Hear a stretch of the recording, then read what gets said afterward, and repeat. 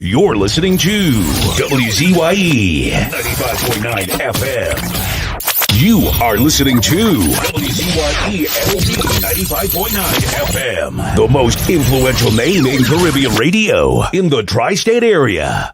Broadcasting from East Orange, New Jersey, the most influential name in Caribbean radio, WZYE 95.9 FM.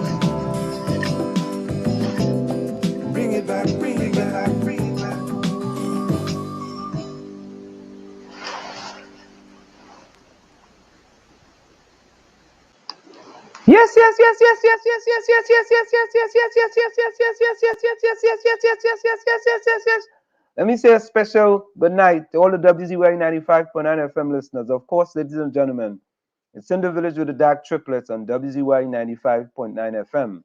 And we come to you every Tuesday, Thursday, and Saturday from 6 to 9 p.m. That's Tuesday, Thursday, and Saturday from 6 to 9 p.m. And let me bring in 1/3 of the DAG Triplets, no other than Diana, Waveney, Benskin, McDonald. Can you hear me? Yeah, we hear you loud and clear in the dark. Beautiful, beautiful. We So hearing this you loud thing, and clear. so this thing working then, okay? Because Yeah, yeah, we hear. it wouldn't let me go on the other apparatus. Good evening, Okay. everybody. Yeah, Good evening. What's you need going to probably, on? girl, probably with that light though. Oh, they are in light. Yeah, yeah, yeah. Good evening, everybody. What's going on? Well, what going on? That's a song. What going on? What's going on? What Go going on? keep it on. No, I want to lift the computer a No little bit problem. No problem. for my Yeah, eyes. yeah. Keep it going. So, Keep it going. folks, I realized that something happened. Actually, tonight, first, second, and third tonight in the chat was no other than no. It was not Nadia. It was no other than the person by the name of Fish Stick. The man come first, second, and third tonight, boy. He said, he said, he said, them women them always gaining plenty licks. So he jump in early o'clock. And then right following him was no other than Tikisha. Yeah, following him right. So I think what has happened, it seemed like we had lost connection in the chat and it went out and it sort of restarted. So some people, like, let me say welcome to Lana. Lana, you're inside. Troy Smith, you're inside. Takesha, you're inside. Vonnie Roberts, you're inside. Right. So there were some other people who were in before, but due to the chat being restarted, we missed a few of you. So let me see who else. Let me see. So who came in first tonight? You won't believe who came in first. Nadia. No, not Nadia. Well, I see Nadia here at 3:34. No. What happened? The chat restarted because we went back out and we came back. Oh, So okay. somehow it restarted, but you wouldn't believe it was a male. Oh. Let's see. Troy Smith. Nah, not Troy Smith. Ulrich. Nah, not Ulrich. Well, the last guest. Fishy.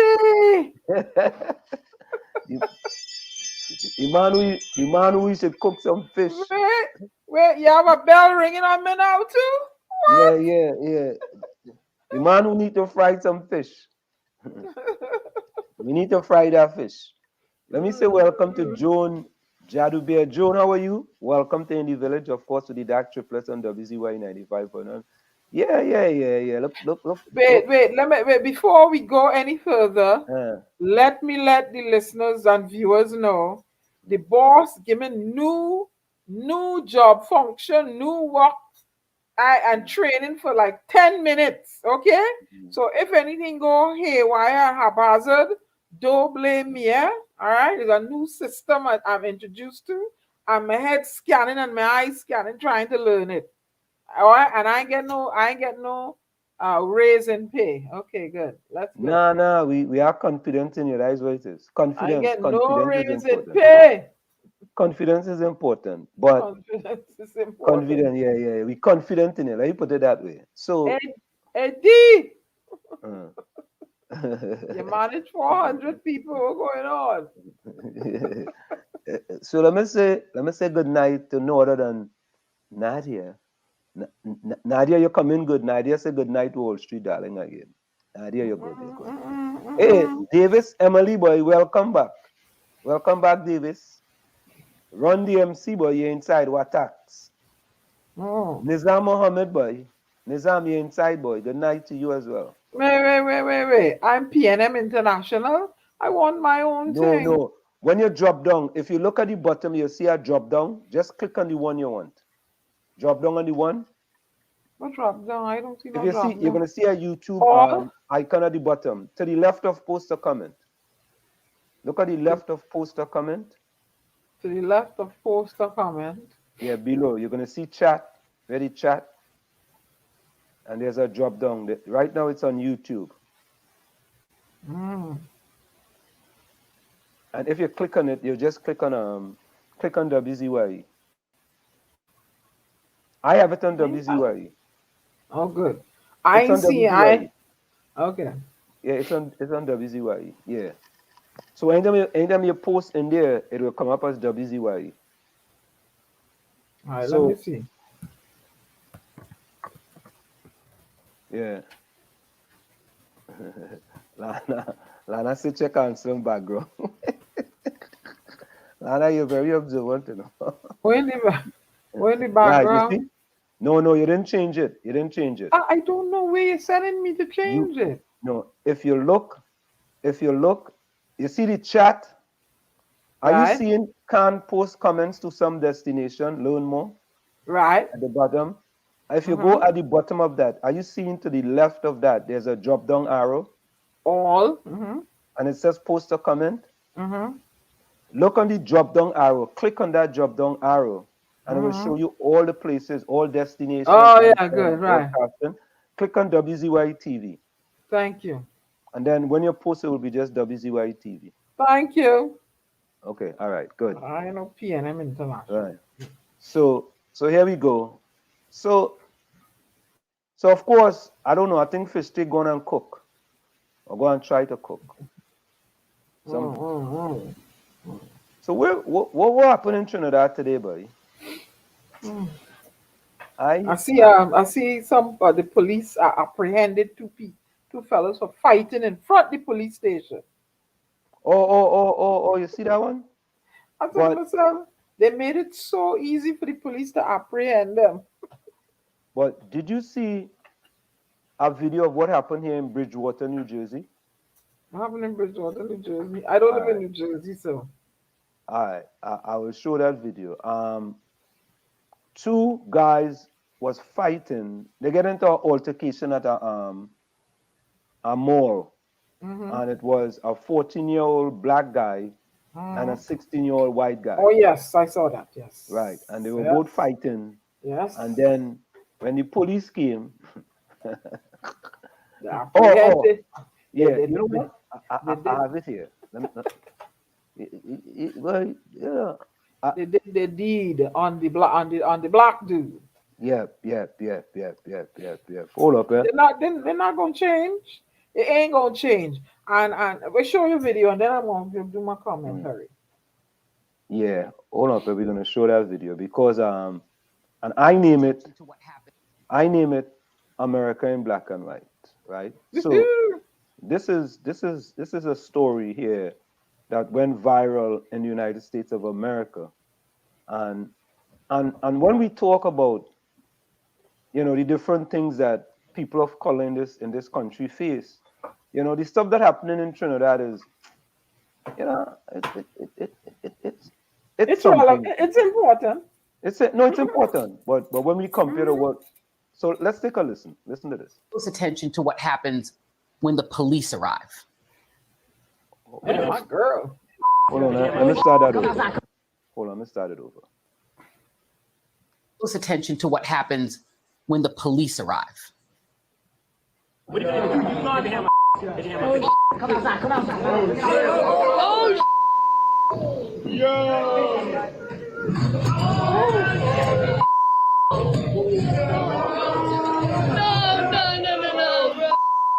Chill. Ryan, get up. Ryan, leave. You guys put this sit down. The other guys put this sit down and look what happened.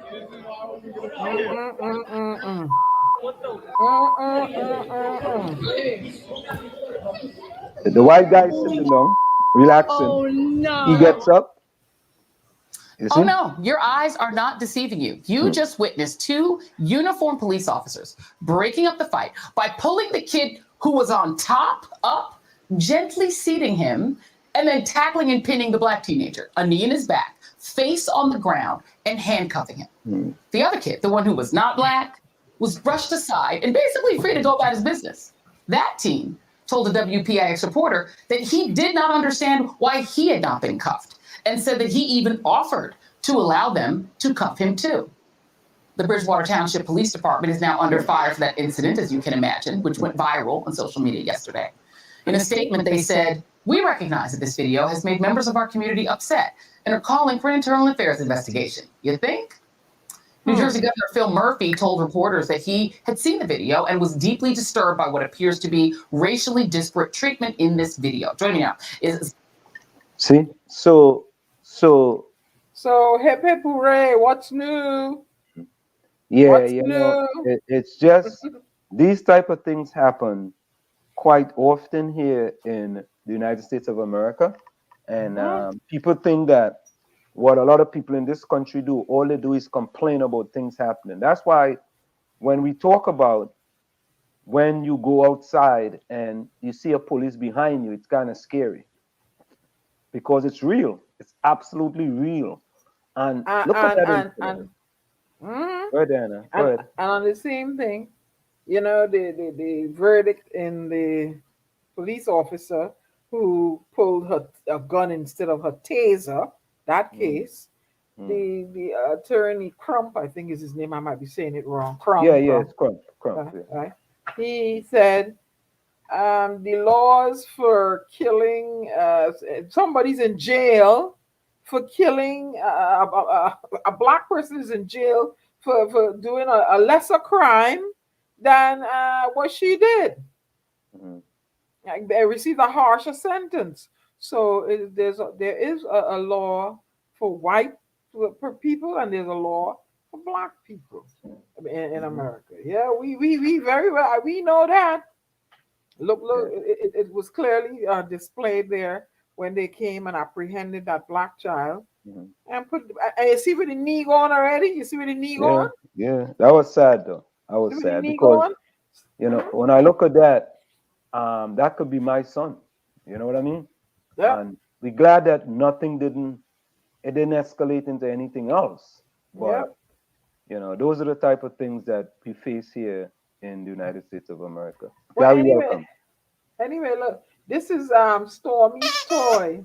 He can't come home So with how me is yet. everybody doing tonight? Good night, Because family. good night, Gary. He can't come home with me yet because he has a cough. So this Mhm, is his little sheep toy I bought for him. See? mhm, Oh, you It's got a the little dog? treat. Not yet. He has a cough. So in America how they I ain't buying a pot hong. So they're not releasing him yet mhm, until somebody's calling me. I have to turn this mhm, off. Oh, right. So turn mhm, on my phone. Sorry about that. So if they're not releasing him to me mhm, until he clears that cough. So they, mhm, they gave me a delivery date of the 28th. mhm. So this is one of his toys I bought from a little sheep, cheesy sheep. So, so Diana, Yeah. um, Chris is saying, right? Chris is Hmm. saying, based on what we just looked at there. I'm on a computer and I have to Hold on. get the light on my computer up. But, I have to do but wait that. a minute. Hold Or move the light in front of me or something. on. Oh God. Yeah. There's hold on there. I only want to see more of me. Look, see, I have to bring the light closer. Oh Lord, it's one of these fancy Ho- thing here. Hold on there. Nizam says, this is Is interesting. that better? They want to Yeah. see me. Nizam says, um, Wall Street is Tech listening to the village. They're talking about solar legislation. Oh God. What solar legislation? What we remember we was talking about solar the other night? Hmm. You was I talking about want to I want to solar. know. I want to know if WASA really think people go and pay for 9 days of water and they're charging them, if they're gonna pay for a whole month of water and they gain them 9 days of water. I need to know who handling that. But why Yeah. not? That's a normal I thing in Trinidad, no biggie. Well, no. That should not be. If only giving people Mm. 9 days of water, then the bill should reflect 9 days of water. Good. Yeah, I said so. Only don't pay no full bill. Pay prorate the bill at 9 days of water and send that money in. And if anybody come to disconnect all the water, bring it to all the get out in the street. Listen to That me. these You are have things to only need to trust and march obey in for. Trinidad and Tobago, right? You Oh, cannot please. retaliate. You have to trust and Do obey. not trust and obey. Do not pay for no whole month of water and only get 9 days. Prorate your bill, only smart. After the 9 days, you're not going to say nobody riot yet. Okay? Don't pay for no full month of water and only getting 9 days. Here in America, Whenever you are discomforted, you automatically receive credit on your bill. You get credit on your bill. My lights went out yesterday. I wasn't here. I was down in New York. I get a text. Oh, we are so sorry for the inconvenience. Blah, blah, blah, blah, blah. For the how many hours? And your bill will reflect it next. Huh? I didn't even have to call. 2 days of water? No. All you should be paying 2 days of water then. I say so. Don't pay for the whole month of water. Shoot. Let me say welcome to Hailey. Hailey, where was boy? We didn't see you for a little bit, you know. Tommy, welcome. Yes, Lana, indeed. Lana says, Nizam, I told Ansem that was Marco the village, eh? Take all the ideas and make it their own. And Nizam says, Lana, that's true.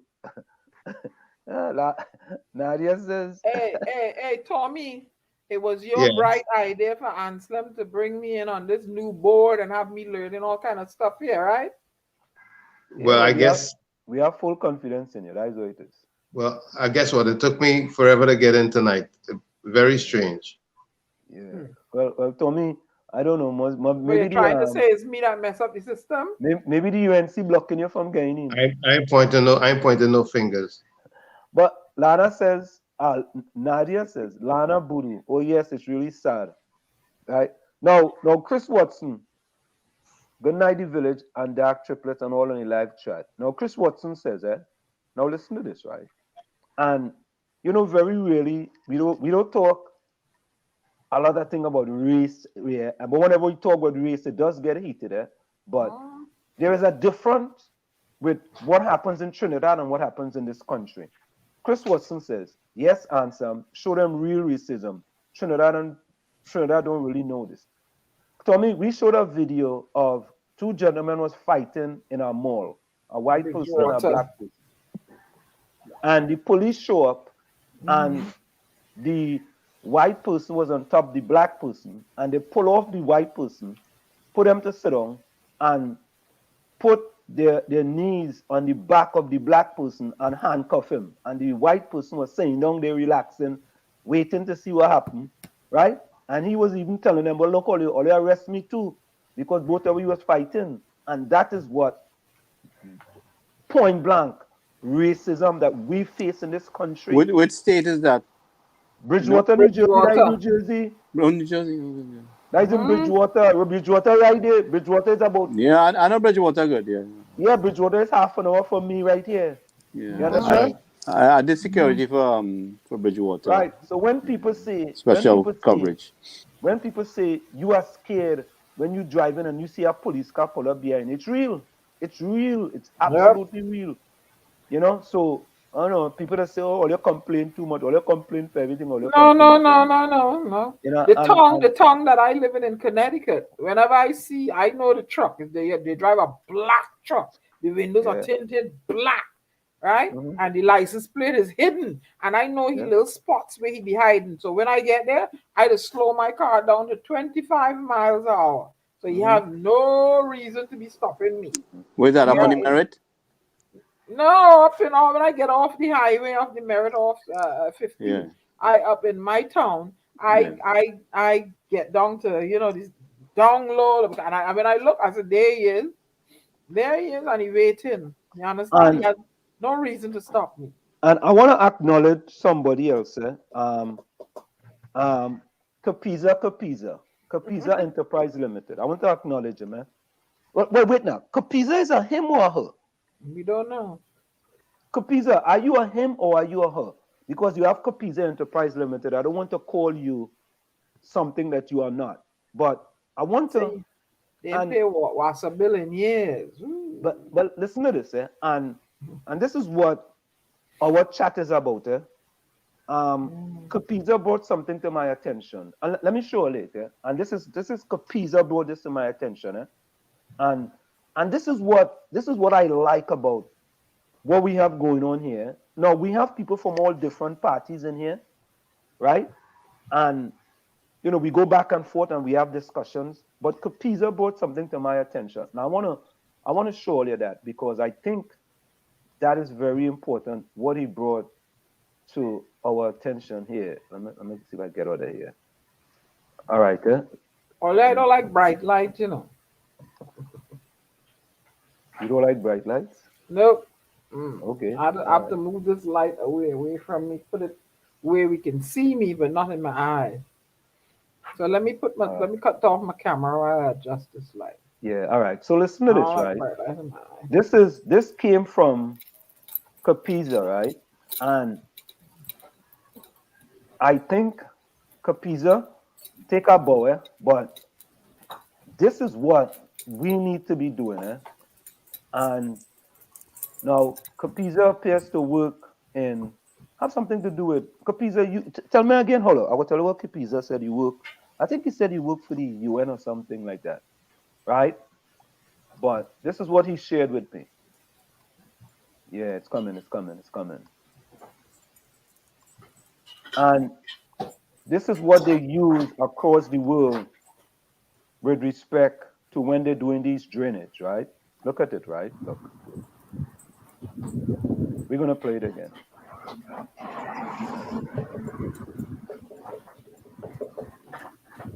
Outside. Watch the inside, right? Well, let's see the inside. These are drainage that they use, and it's not just concrete, right? On the inside is reinforced with aluminum. I think it's aluminum, right? So no, I don't want that. Hold on. So here we go again. Watch this.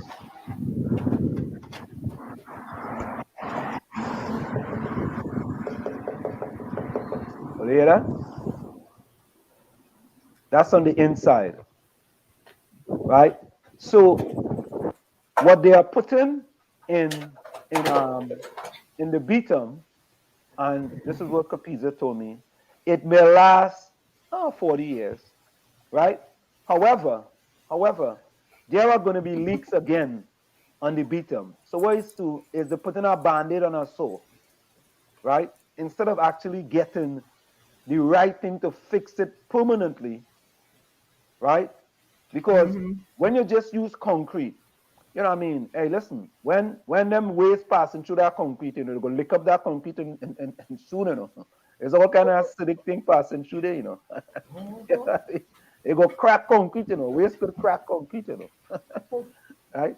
So they go crack up that concrete and all kind of thing and oh God, man, we have to do better, boy. We must do better.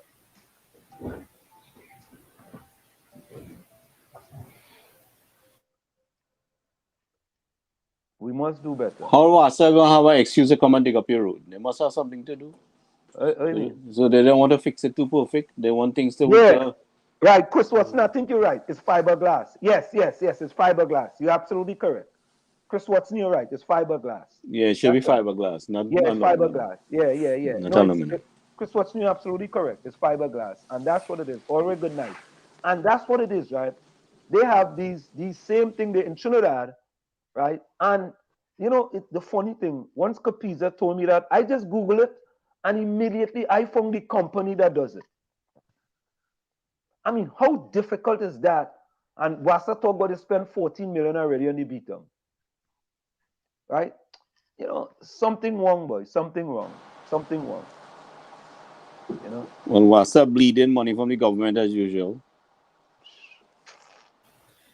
They spend that in salaries. That's why we can't get our money's worth. That's why the job, they always cost overrun. Right? Right. So Capisa says it's fiberglass epoxy with concrete, 12,000 psi with steel on the end. Right? Look at that. Look, in short space of time, Capisa need to be working for WASA. Capisa, only people need to be working for WASA. Capisa, maybe you go recommend you follow the work, boy. You go recommend for our work. You know what I mean? Because this is the things we need to be doing. Yep. Right? Oh, Capisa said retired army. Retired in the army. Yeah. No, Hailey. Come on now, man. Hailey asks the question, is it racism? Hailey, you living in Canada, right, Hailey? And you go ask that Coming back question, up. anyway? Huh? Hailey? So I Mulligan asks, I Mulligan says, yes, these police in the States are completely different from the locals here. It's a whole different mindset. Yeah, it's a different mindset. It's a different mindset. Absolutely. Vonnie says, Wall Street like ancient backing down. I wonder where you backing down. Where you backing down from, run, Vonnie? I ain't sure, nah. Lana say, run. Don't lose your head now. You might start to fight with Ansem. Capiza says, Ansem, that's a normal thing. JD, who's JD? JD, hi everyone. JD, say hi, Gary. Gary, JD, send a special hi to you. Let's say hello to JD. I just get what Nadia says, she has get water 3 days and they just take it back fast. You said somebody said hi to me? Yeah, JD. Okay, hi JD and all the family in the chat, all listening audience. How is everybody doing tonight? Yeah, so Capiza says, Anselm, it have containers of solar cell and investors with subsidies to the company, i.e., if it costs 300,000 TTD, they get 150,000 to the install. That goes in their pockets. RIC. Yep. Chris Watson says, Anselm, what's up, my brother? Blessings to you and your family. Trinidad and Tobago, thank you for having a real program. Yeah, we try to keep it real. You know what I mean? We try our best to keep it real. Right. Yeah. Chris Watson, you're correct, you know. All Trinidad knows is name calling racism. Correct, you know. Yeah, the name calling racism. You call each other all kind of name back and forth. You know what I mean? Yeah, and a real madness. Yeah, Ron, racism is real. It's real, you know. It's real in this country. It's real, you know. I tell you, I worked 23 years in the stock exchange, New York Stock Exchange, and the things I tell all that I face, all they will. Ansem, you find the snowfall funny today? For like small tornadoes. Yeah. It was. We got emergency things on our emergency phone. alerts. But it was more like a storm. That had hot on the head. So I had my head feeling too tight, so I had to take Hey, off. Chris, I wanna really and truly, boy. When Capiza give me that information, I mean Capiza sent a 17-second video to me, and I say right away, boy. I just went on Google what he sent me, and I came up with that information in short, you know. That's why, you know, in Trinidad we spinning top in mud, man. We spinning top in mud. Mr. Sheepy says good night. Hey, but listen, Vonnie Roberts said, I want 2 good partners to go into business. I'm looking for 59 acres of state land to open a cemetery. All I hear they're giving 72 acres of land to the 1%. What are they giving it to them for? What? What are they giving it to, boy? What do you mean 72 acres of land to the 1%? How that come about? Just verify that for a minute. I hear it, that how that come about? They were given 70 something acres to some 1%. I don't know if this was the water company, Blue Waters, or somebody. But somebody. You know why? You know why? Because there's going to be a mass exodus from Trinidad and Tobago. All the money players, so they're trying to keep them there. That's why. They're trying to keep them there. No. All right. So Diana, I go be cutting out in a little bit there. Hailey, look, listen to what Hailey says. Hailey says, Black Americans don't have a good reputation, right? So, Hailey, when I'm driving down the street, when I go in my car and I drive down the street and I'm pulled over, the police officer doesn't know whether I'm a Black American, I'm from Trinidad, I'm from Jamaica, I'm from Ethiopia, I'm from Mars, Spain. He don't know where I'm from. All he knows is the person he pulls over. And I could be from Trinidad, and I have a perfect American accent. So he doesn't know. He's not pulling you over, because you are a Black American, so to speak. He may think there's some reason why he wants to pull you over. Now, listen to this, right? There used to be racial profiling on the highways and byways of America.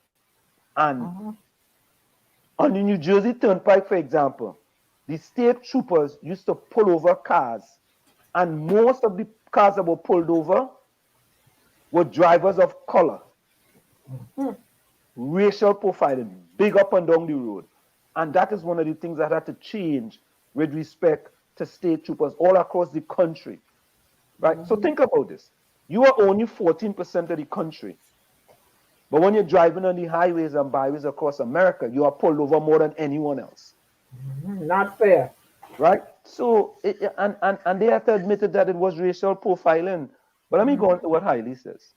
Hailey says, Black Americans don't have a good reputation and they project a violent picture of themselves. That is so inaccurate. That is so inaccurate. That's what the media. That's what the media portrays. Correct. Yeah. Correct.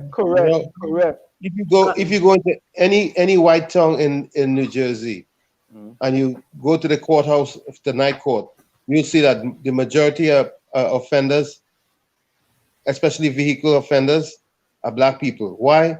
Because that's the only ones that they target, or mostly they target. Tommy, you are so accurate, eh?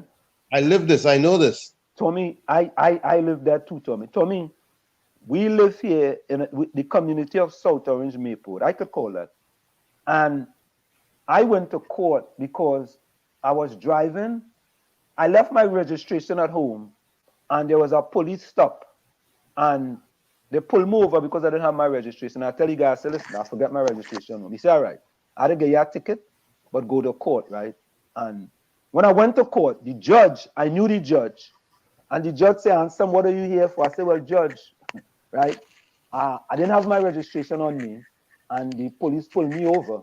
But he told me come to court and show my registration. And my registration wasn't expired or anything. I showed my registration and said, all right, Ansem, go ahead, see you later. And when I went to court, that was like the first time I went in the court, man. I was amazed that 99% of the people in the court was Black.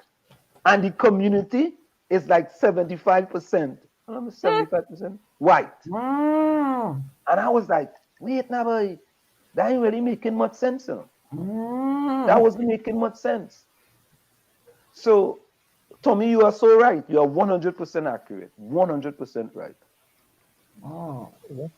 And guess what? That policeman was able to. He should have been able to run your plate and tell whether your registration was valid or not. Yeah, because I was once in Maplewood driving my company vehicle, and the registration had just expired, and I didn't realize it. What happened is the cop came up to me. I was parked, as a matter of fact. He came up to me. He said, "You know, the registration on your vehicle expired." I said, "I'm not aware." He says, I realize it's a company vehicle anyway. Go tell your boss that he needs to update the registration." He said, as a matter of fact, tell him he can do it online. But I didn't let it be known that I was the owner of the company. I couldn't let him know that.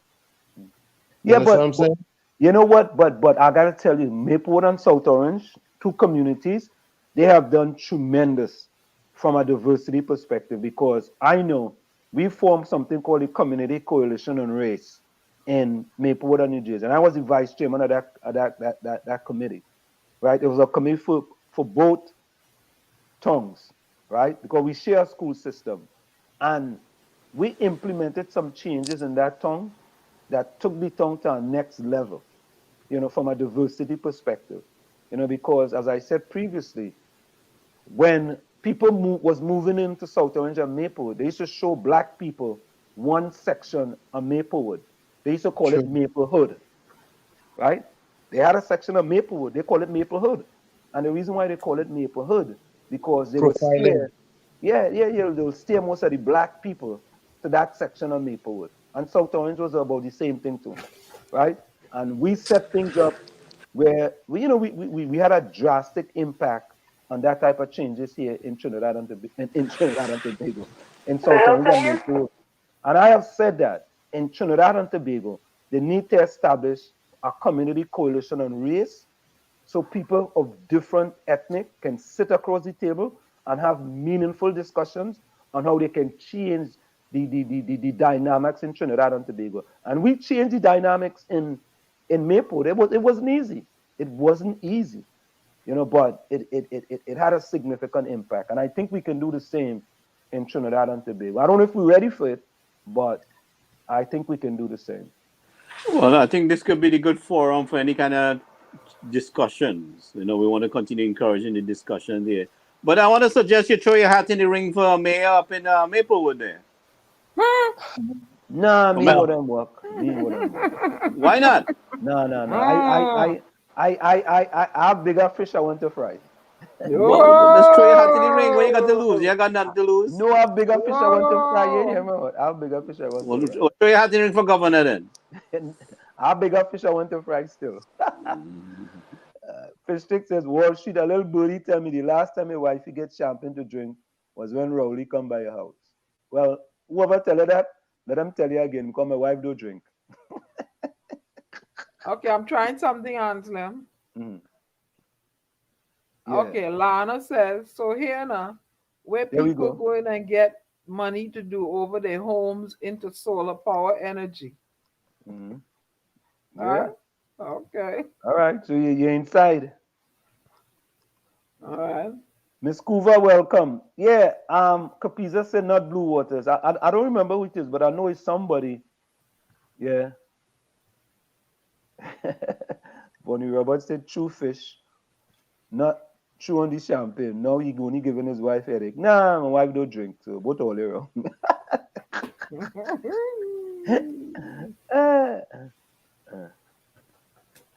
Hey, what boy? I Mulligan says supervisor of Tucker Energy was kidnapped. That Tucker family, yeah, boy, them are real money, but I think them into real estate too, Yep, that's true. Yeah, them into real estate too. Yeah, I know that Tucker family well. I Mulligan want me to talk some Yankee. No one, sometimes I spit some Yankee in the middle of the Trinity. Say, oh, shit. So who we have tonight? Who do you mean who we have? Yes, wives. We are nobody. Oh, we had a young lady from the Bamboo. Oh, okay. Yeah. Let me inform everybody. I made contact with someone who lives in the Ukraine, but they got out of the Ukraine and they're staying in a nearby country. So they're gonna give us a play-by-play as to what's going on there now on the ground, the tension, how everybody's preparing, what's the mood, and but the time difference, we're gonna try and have either a WZYE live, or we're gonna do it within our regular scheduled broadcast, right? So we're gonna have a live from Ukraine or one of the surrounding countries. So Capiza says, Ansem, there's positive racial profiling also. In addition, if you drive a Prius in Georgia, the Georgia State Troopers leave you alone if you have tinted with rims. Well. I don't understand that now, Capiza. There's positive racial profiling. If you drive a Prius in Georgia, the Georgia State Troopers leave you alone. What about who's driving the Prius? If you have tinted windows with rims, that's a different story, I guess. Hailey says, don't police in Trinidad pull over people and treat them worse than that?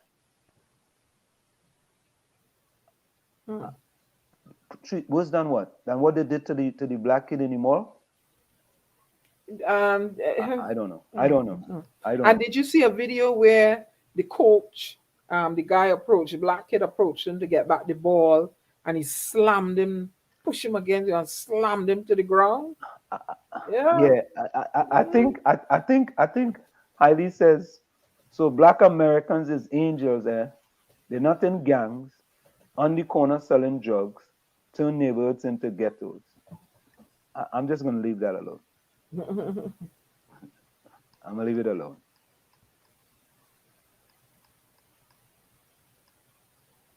Yeah. Capiza says, highly, I got pulled over in Caroni. I was driving a left-hand drive. The police asked him a certified copy. I asked him if that was a requirement. He said no. Thank Hey, you, Nizam. It's Rajvi, it's welcome. it's an expat from the United States who lives over there, and I made contact with them on Facebook. So they're very interested in talking with us. Tell us, play by play what they did to get out. Yeah. I Mulligan says this is like south side of Chicago. There's a dividing line in Chicago, one for the rich and one for the poor people of color. Yeah. I mean, many communities like that. But also, guys, in these communities of color, they have something called opportunity zones that are happening all across the country, where the government is actually government is allowing investors to get rebates in order for them to invest in those communities. And many of those communities, we have a community here in East Orange, New Jersey, where nobody wanted to live before. Now all kind of apartment buildings are going up there, and the rent is like unbelievable. And things are turning around. Things are turning around. Tommy, you know about that?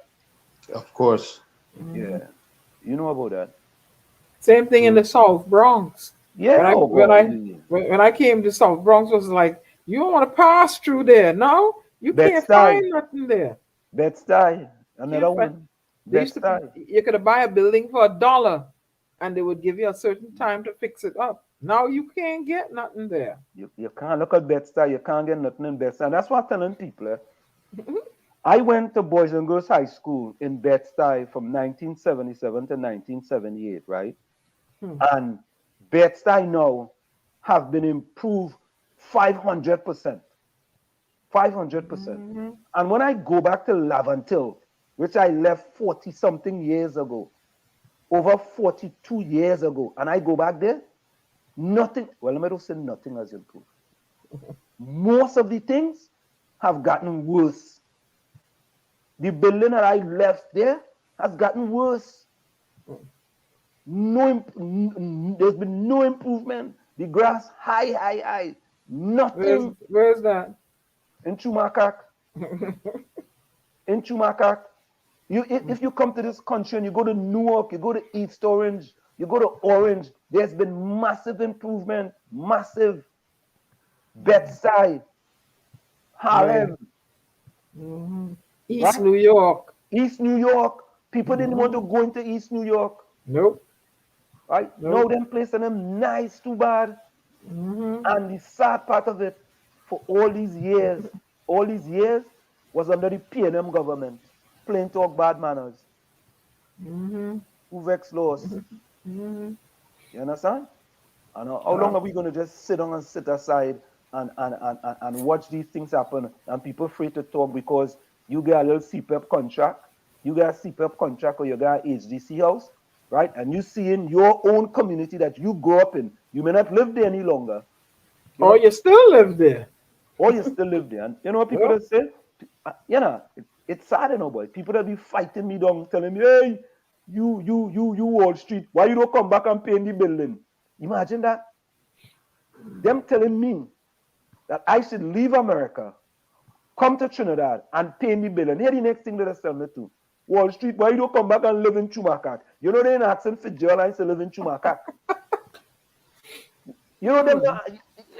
Them. But earlier, before I go, there's 3 new universities opening in Trinidad and Tobago. 3 new, 3 new universities. Go to sociology. Yeah. And they're going to be in competition with UWI and University of Trinidad and Tobago. Also, I think there's University of Southern Caribbean. It's the University of Dotishology, the University of Stupidology, and the University of Foolishology. And there are many people, some of them don't even have to put an application, them just walking through the door and getting in free. And they got to pay no tuition. They're good to go.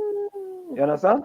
Because, we can't continue to go down the same road and expect to get different results. That's what's happening in Trinidad and Tobago. You know what I mean? They're not thinking progressively forward. Nobody's thinking. What do you want for your children? You want and your grandchildren, and all this debt the country racking up. You leaving them in debt. Yep. Are you creating employment opportunities entrepreneurial opportunity that they can pay the country's debt way out of this debt, or are you creating where these foreign people will come and snatch up all the assets and say, hey, you belong to us now? I tired him. I don't know. Yeah, but look, I Mulligan says, yes, Wall Street, it is called an easy zone, and grants are made available to communities. It's really helpful, really, really helpful. When I see communities went from, people think there was no return on East Orange and Newark. It is unbelievable. You cannot get a home there in that area now at all. You can't even get a home there. Nope. Chris Watson said the only thing changing Laventille is the leader of the PNM and time. Oh God!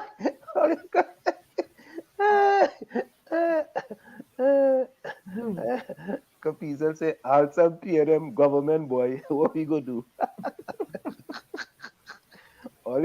So I have to go. I'm going to I Mulligan. Besta used to be dangerous, boy. I remember seeing prostitutes in New York in the mid-70s, boy, were dangerous, boy. I went to school in Bed-Stuy. That's why I tell people, boy, the experience that I've been afforded in this country coming from Chumaka, Claventil, boy, some of them things, some of the problems they have in Trinidad and Tobago are easy to fix, but the PNM don't want to fix it. Nope. You see, Wall Street, Anselm. Yeah. I don't believe it's PNM or UNC or any other party. I believe it's the electorate. It's the people who have to. It's the people who have to change their whole attitude towards the way they deal with governance and they deal with people who they put in charge of their affairs. Well, I agree. It's not just the government only. It's the people as well too. But you see, people first. You see, because the governance you get the governance you deserve based on the way. But you see, Tommy, we cannot give the government a pass because the government has billions of dollars in the treasury. You cannot give them a pass, but you cannot hold them fully responsible when it's a democratic process and people. No, I think you could hold them fully responsible. People are not using wisdom in selection of administrators of their affairs. For me, you in Newark is the government that have Newark is Ras Baraka and them who have and James and them fellas and them. Yes, but okay, watch it. Look, watch it. The new mayor of New York, what's his name? Adams. That's his name, right? Yeah. Adams. Yeah. Look, we had a problem on the subway. Adams said, okay, no more. We done with what's going on the subway. You're not going on the subway no more free. You're not going subway and putting all your garbage and sleeping. You're not going. It is not a place to house homeless people. You're not pushing people on the subway no more. He said that's it. He had enough of that, and he fixing it. So why can't we do the same thing in Trinidad and Tobago? Yeah, but guess what? The people is who pushing the narrative. Thank you. So why Trinidad? Why all you get up and push all the narrative and force things to be done? And there's a constitution too. Push the narrative and force the thing. The councillors, the whoever, and who are all these people? Push the narrative and get it done. The senators, the MPs, and don't be frightened for the Speaker of the House. If you're not taking it, you're not getting it. If you're not taking it, you're not getting it. Tired, man. So I'm gonna ask Wall Street, what do you think about Brother David Mohammed program? He has a program on Saturday morning. Let me tell you, I believe that Brother David Mohammed is doing fantabulous, splendiferous work at that center there, the Kwame Ture Center in Prisgala and Laventille. And he has many activities for kids who may not have another place to go with respect to education, with respect to many things there. And I have done things there with David, but I just don't talk about it. You understand? But I think it's an excellent If that center wasn't there, where would those children go? There's a whole heap of children lost. And what's important for people to understand is that Mrs. Kamla Prasad Besessa gave David and his organization that piece of land there. All right, and think about this, right? And I'm going to leave on this one, guys. Think about this, right? Mrs. Kamla Prasad Besessa gave David Mohammed a land to put up something to empower black youths in that community. That's what it's for. And because them is at the bottom of the ladder. Right. And he has been doing a fantabulous job. And I went to the PNM to do something on Duncan Street for the Laventil to Wall Street Empowerment Center. You know the PNM people tell me, hey, what again you that for? Eh? Why you get that? Why you don't come from America? Why you don't go and buy the building? Why you don't look for a next building somewhere in town and buy it? See? That is the mindset. Anything to come to empower people and to take these kids so these kids could have a life to do something, right? Because you know what it is? The reason how I get involved in track and field is that a gentleman identified me on the football field and he said to me, boy, and Slim boy, you have a future in track and field, you know. I think you could run, you know. He identified me.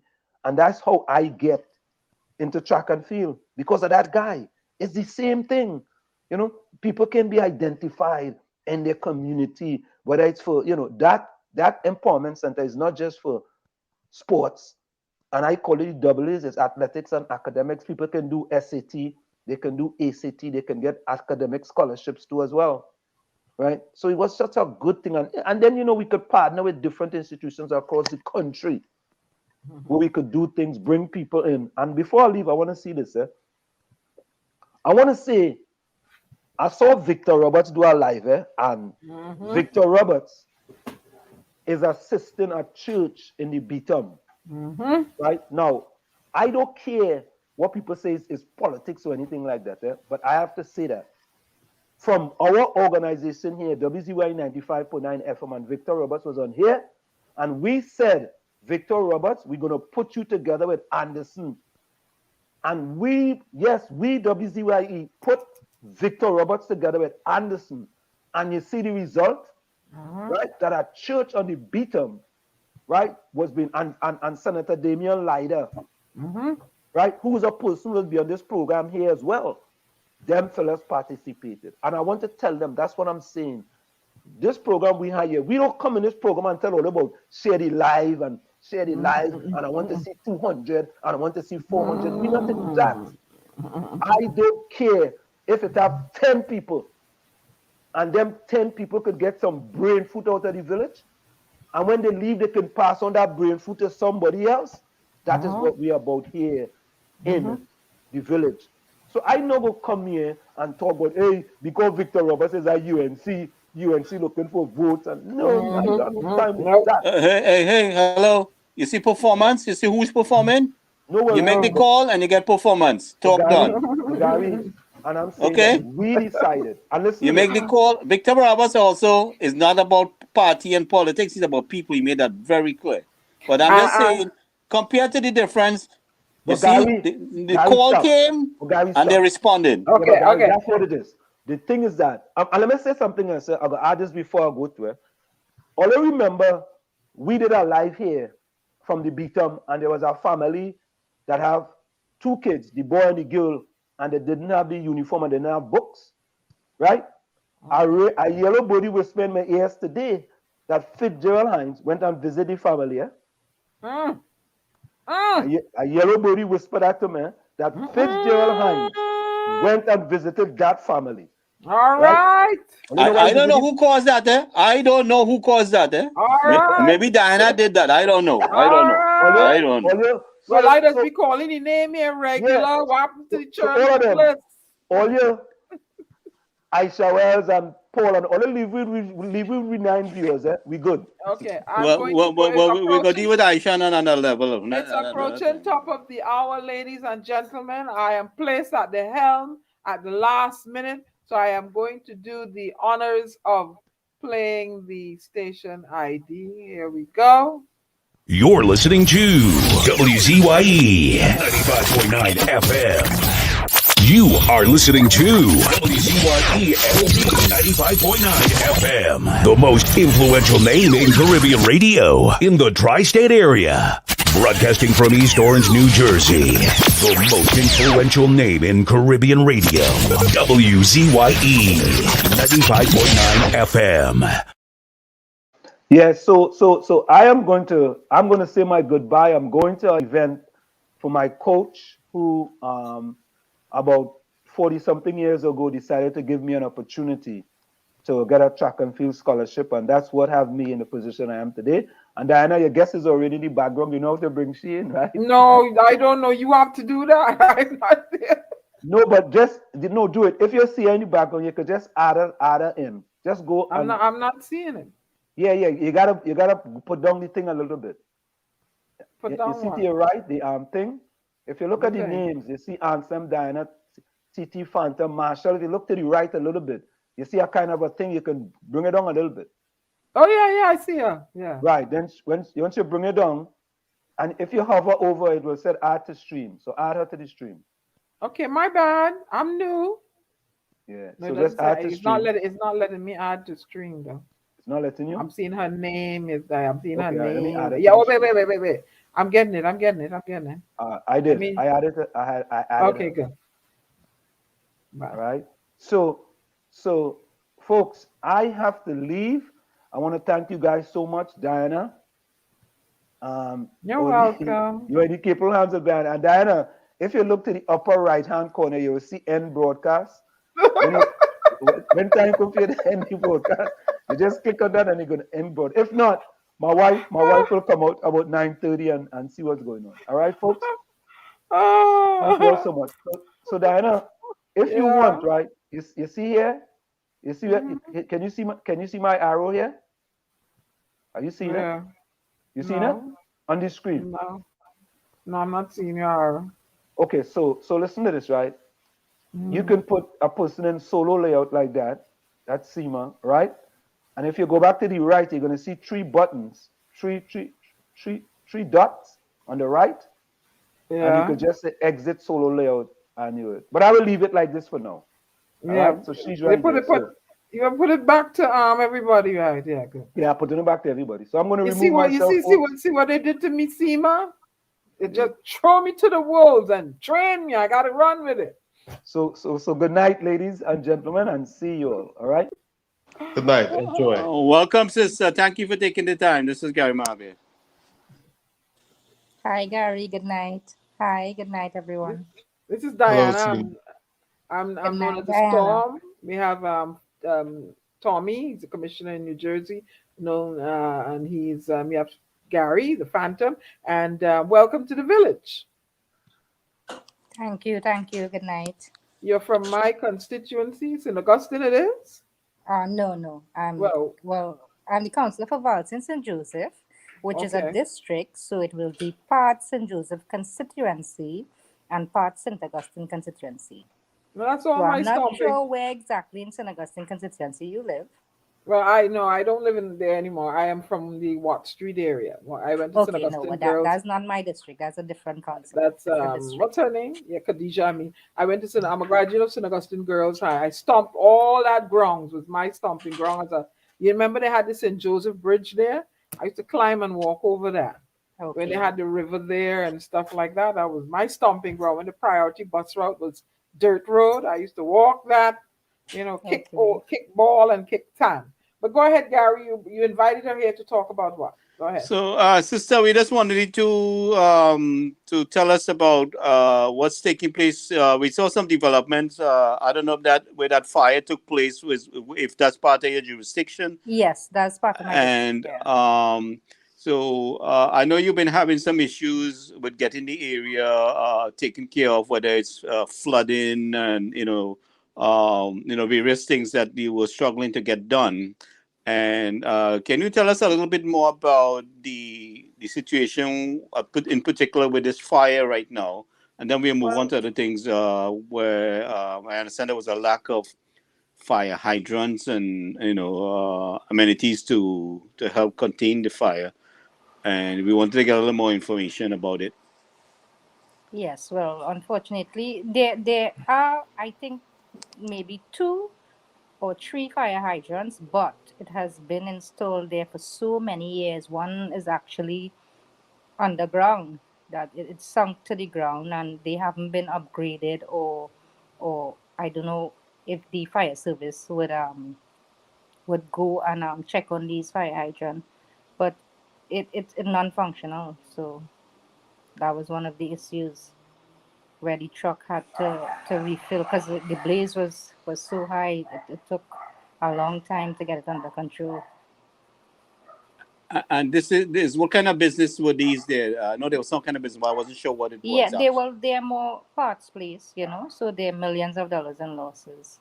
And I mean, it was a sad day. It's still sad all now because, these businessmen have had a very hard time for the past 2 years.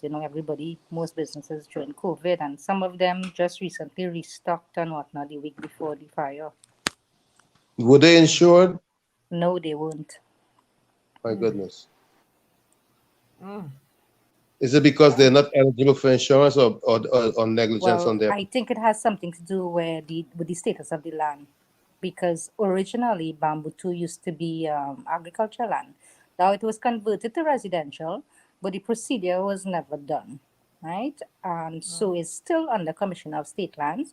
When I now became councillor, the Commissioner of State Lands, they were doing the procedure to renew the leases, because most of the leases has expired decades ago.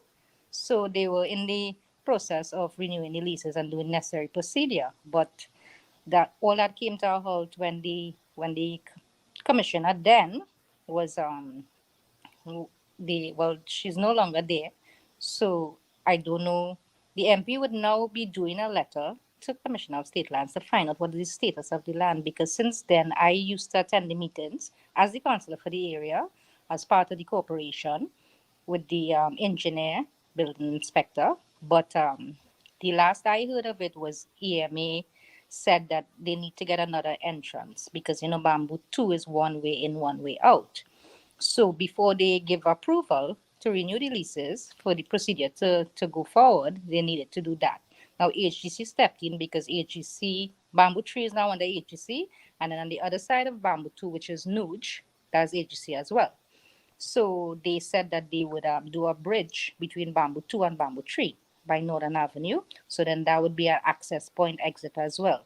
So then they would not be one way in, one way out anymore. And it was said that they would take it to cabinet, and it would be done by Ministry of Works and supervised by corporation. Then after that now I think the commissioner then, and then the guy in charge of the project was Mr. Gaia, Joel Gaia. I don't think he's there any longer. So since then we haven't heard anything. There's a new Commissioner of State Lands now, so the MP would be writing to Commissioner of State Land. She's in the process of doing it right now to find out the status and what needs to be done to move forward. So is that Bamboo number 2 or number 3? Number two. Number 2, yeah. So Bamboo number 2. Okay, I see. Okay. Bamboo number 3 is now under HDC. So residents who live in Bamboo number 3 can now do the procedure to pay off for their land, get their I don't know if it's a lease or a deed for their lands now. So they are no longer under LSA, they are now under HDC. But Bamboo number 2 was always under Commissioner of State Lands. So that's like the agricultural land, is that yes, what is it? But it was converted many decades ago to residential, but just the process was never done. So it still remained under Commissioner of State Land. So it was just a delay in taking care of the process.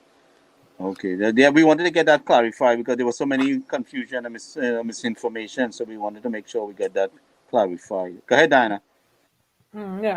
Just wanted to know, because we had Dr. Bishnu Raghunath in here, who's a political scientist. I invited him in because we had anticipated Mr. Ishmael and Ms. Wells in to air both sides of their stories, but whatever happened, they didn't show up. And my thing is, right? I got a little bit of the crux of the matter, the concern, the quarrel, what the quarrel was about. that well, they got land free and they got agricultural land and blah blah blah. My thing is, they're Trinbagonians who developed themselves. They moved away from agriculture and they turned the land into commercial entity and build themselves up. They're Trinbagonians. What's the big deal? Yes, because those lands have been owned by generations, so the older heads would have started planting the lands, so to speak. The generations upon generations that, inherited and continued living there. Children got older, married, built, and created intergenerational wealth. And this is what I some people don't like me, and I don't care, because I'm a born Trinbagonian, but my parents are Bajans. I was raised in both countries, so I just speak from my side of the fence, Trini and a Bajan. I don't care about race, right? I look at country, right? Yes. And I always tell people, when my able-bodied pappy, who's an African man, was living in the United States, didn't mind me, an Indian woman on Watt Street, made sure I had my uniform to go to school at SAGS. So when they're coming down with the race thing, I don't want to hear it. Don't come to Diana with it, because I don't want to hear it, right? I'm a Trinbagonian. I say I'm a Trinbagonian, right? You have to think, I tell you to stop going on this race road and start thinking country. Country. Because if this woman didn't take pity on me and take care of me for me to go to school, where would I be today? Right? So I don't want to hear it. This is what and she gave me a chance to finish school, and I'm able to create intergenerational wealth for myself. And I don't know who, because I don't have any children of my own. So I'm gonna have to pass this wealth on to my godchildren, or some fortunate African child or Indian child. Who knows? I totally agree with you. I myself, my name, when I told Gary today, I said, my name is Seema Ramsaran Augustine, not Seema Augustine. I am Indian. My husband was Negro. My husband died last year. And my children are Dogo. Yes, and my family accepted them. We are not racial. And I always say I'm a Trinidadian, just like you said. You have to stop with this race nonsense. I'm tired of it, because the Trinidad I grew up in, it wasn't like that. I went to school in dry and primity, and we all played together. And I braid she hair, and she pick out my afro, and they lend me their books, and it was love. I don't know where all this race thing come from all of a sudden. I don't know. And exactly. The school I went, and the school I graduated from, Anna Mahes, did not encourage that. She did not. We celebrated Eid. We celebrated Diwali. We did the Christmas thing. We did the Easter thing. We partake in everybody festival. So we had an appreciation for all cultures. I don't know where this race thing come from. Well, what we saw was the people in the bamboo was being attacked, by people from the other side, who seems to be not as fortunate as the people in the bamboo. But the people in the bamboo are fortunate because their family worked together for many years, and their accomplishment was not an overnight thing. Yes, they work very hard to reach where they are today. Yeah, and I grew up as a child. My grandparents actually used to plant. They didn't even have land to plant. They would plant on the river reserve. And as a child, I grew up helping water the plants. All my family were farmers. I never had to go to the market. Only when I became an adult now, all of them died off. Most of the children did not continue that line of work. But I never knew about going to the market, because one uncle planted tomatoes, one plant celery, one plant cybe, one plant cucumber, and you never had to go to the market because they would send over whenever they do their crops. Yeah, so my grandfather used to plant on the side of the highway. Well, my grandfather used to plant at the river reserve. Yeah. And you know what I fear most, Gary? You know what I fear most? I fear that some outsider will see this weakness in Trinidad and Tobago, this loophole, and capitalize on it, this division, and try to infiltrate and capitalize and cause havoc in Trinidad and Tobago. And that's not who we are. That is not who we are. Internally, that's what's being done, because the politicians are who creating the division and capitalizing on the division. Now, as far as race is concerned, it's just, frankly, it's just one race, human race. There's a lot of tribalism that's been an issue for a long time, but it's been taken to another level, especially since it became white and black and all of that. Because before it was white and black, the so-called whites were French, Spanish, Germans, English. They never look on each other as being white and us being black. Is only with the advent of slavery and enslavement, everything changed drastically. Now, it's funny that you should say that because, you know, I remember I have always had a love for politics. I started off very, very young with my grandfather. Following him wherever he go, I would hold the listing for him and I would do the part with looking for the names and whatnot. He will speak to people. And I remember in the past going to rallies on the day, like the day before election, when they have this big rally, and the PNM bus passing us, and we passing them, and we would stop, and everybody wave to everybody and say hello and bye, and and it was all peaceful. And after election, come and go, we all live together as one, because at the end of the day, we are country. After that, after the election's gone, we are country. And sometimes you're seeing things. It's just different now, You see that kind of hate still in there, and they're using this on the media platform, and it's been tolerated, and this is something we're looking to diffuse and to focus on the real issues. I mean, everybody suffer. You go to the hospital, all races are facing the same consequences. You go to the hospital, you go to the food market, and economically, everybody's facing the same issues. So why trying to spin the race on it? I remember one day my son was small. He was probably about 6 or 7 years old. And, they were passing. We had started living in Tunapuna. I moved out of Bamboo. So I was living in Tunapuna. And, the PNM candidate was passing with the mic and whatnot.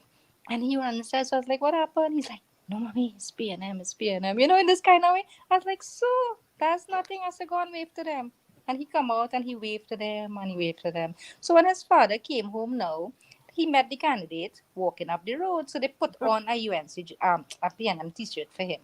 Just out of fun and, they know who I am. They know who he is, And they did that to him and he came home by the door laughing.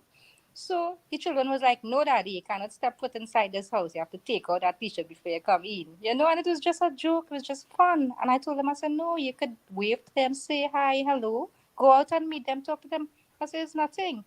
So, I think it's all about how you bring your children up. Mm-hmm. It starts at home.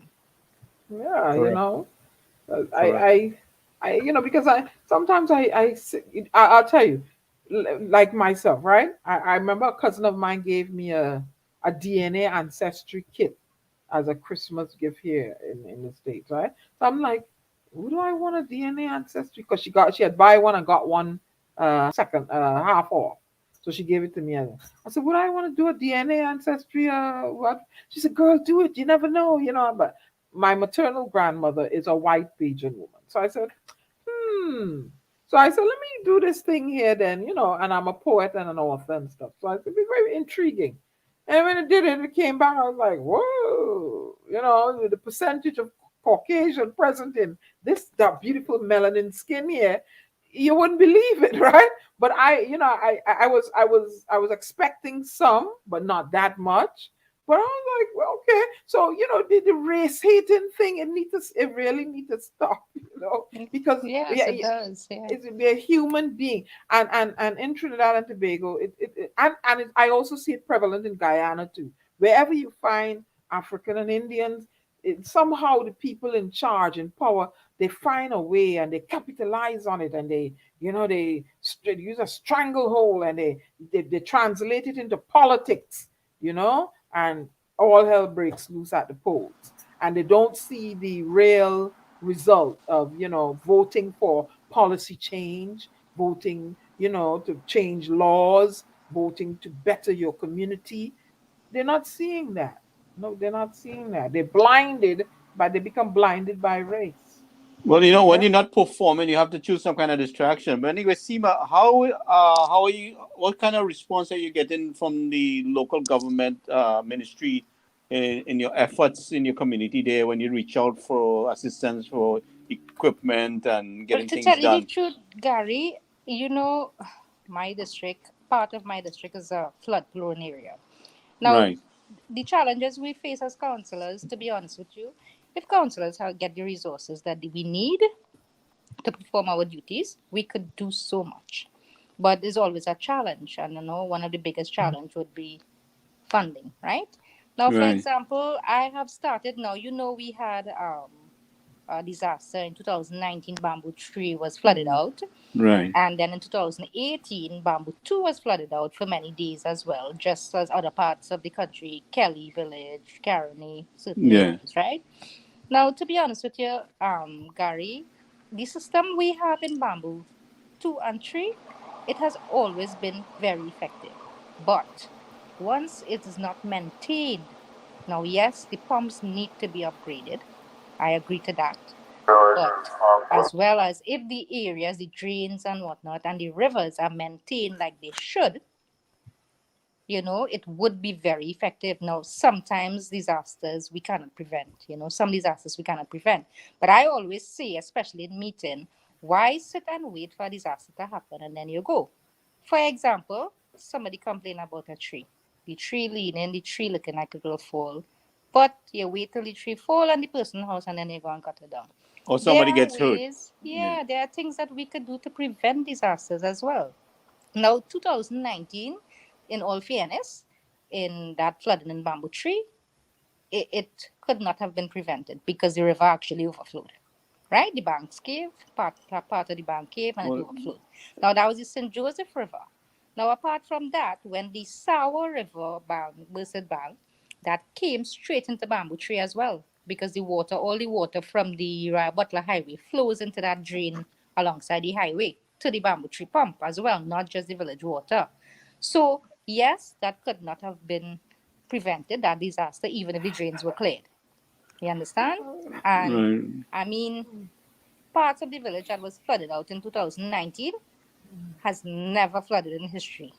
You understand? So Yeah. Yeah. that disaster could not have been prevented. But apart from that, we have had flooding before. Yeah, but I still believe that even though that the riverbank burst, I don't think we had done the right things in devoting the water and Right, trying to because that is, contain it. I had a discussion because Ministry of Works, whenever they dredge the river, I remember as a child, Yeah. they would always compact it onto the bank. So you Yeah. reinforce the bank, so to speak. Right. But that hasn't Yeah. been done in years. Now, I agree last year they did some work in Bamboo Tree on the St. Joseph River Bank, right? But apart from that, now, since then, we haven't really had no serious flooding, to be honest with you. And I have done what little I could do with the corporation excavator and whatnot. And still, the drain was not cleared the way it should be. And that helped. You understand? It wasn't maintained the way it really should properly be maintained. And that helps. So if we get the resources to do what we need to do, for example, Bamboo 2. Gary, there are so many earthen drains in Bamboo 2. I'm telling you, I had to go and find drains. And I'm not exaggerating. Now, all the Valsyn South water flows through Bamboo 2. So there's a street called Jaffa Street. There's about 5 different crossings that carries the Valsyn water through earthen drains in Bamboo 2. Now, one of the team had to actually go and cutlass the grass to actually find the drain, because you would find that what they did is they start off the crossing in part of a box concrete drain, and then after that you just lose the drain. You don't know where the drain going. You understand? So it flows between houses, between properties, through people land. So that's one of the biggest challenge. So sometimes you would find that the pump does not have water to pump because the water cannot reach to the pump. And it floods one section of the village. So in order to get a proper cleaning of the drain, I need equipment for a week and a half in Bamboo 2 only. Right. And that simple thing as that you can't get sometimes. I remember a few years ago Sometimes you I will get from a a backhoe. today Yeah. for half day, and it does not make the drains are very long. It's a very wide span. So when it doesn't make sense, you clean part of it. You may be able to clean one entire drain, and then there are 3 or 4 other crossings that will still flood. So you can't get a backhoe today for the day and then get it back out 2 months after that. It just can't work. You need the resources. You need it at least a week and a half. When you start to clear, you start from the beginning and clear the entire thing. A So question that from the water could flow. A question from the chat, Ms. Seema. How is the water from WASA affecting the residents since WASA put out changes? Well, I don't really have much problems in Bamboo 2 and 3 and Valsyn areas. I more have water issues. So it's part of my districts and different issues. So like St. Joseph, even when they're not on a schedule, we have problems for water. You understand? So On a normal basis. I have many communities. My district is very large. I have like about 9, close to 9, almost 10 different communities in my district only. So I have different issues in different districts, different communities, sorry. So St. Joseph would be heavily affected by water. In Bamboo and Valsyn, and other parts of the district with more low-lying areas. So they may have water, they may have a lower pressure, but still have water. Whereas St. Joseph would always suffer for water. Somebody's bringing to attention, there's a light pole on the priority bus route just at the corner of Page heading to Eastern Main Road. It rotting from underneath. It's a disaster waiting to happen because it's hooked up to so many power lines. Again, no maintenance. Is this something you can look into? Yeah, sure. What if they didn't say the light pole number by chance? No, they said. Well, okay, I can take a look at it tomorrow. Take a picture, Lana, and send it to Gary. Said put it in the chat, and Gary will forward it to her. And we could forward to the TNTech rep. I have a question for you. Sure. Since I see WASA put out something, they only gave people water for 3 days and stuff. Then people should only pay a bill for 3 days, right? And what about the people who don't get water for 3 weeks? They shouldn't pay a bill at all. Thank you. Thank you. Is this something you can address and bring to the senators, that the senators could bring to the MPs, and the MPs could, blow at? Yeah. Most of them are very much aware. They are aware. We battling with that situation for the longest while. They shouldn't be paying no bill for the whole month. And in a pandemic, Jesus will be watching their hand regularly. Yeah. And I totally agree.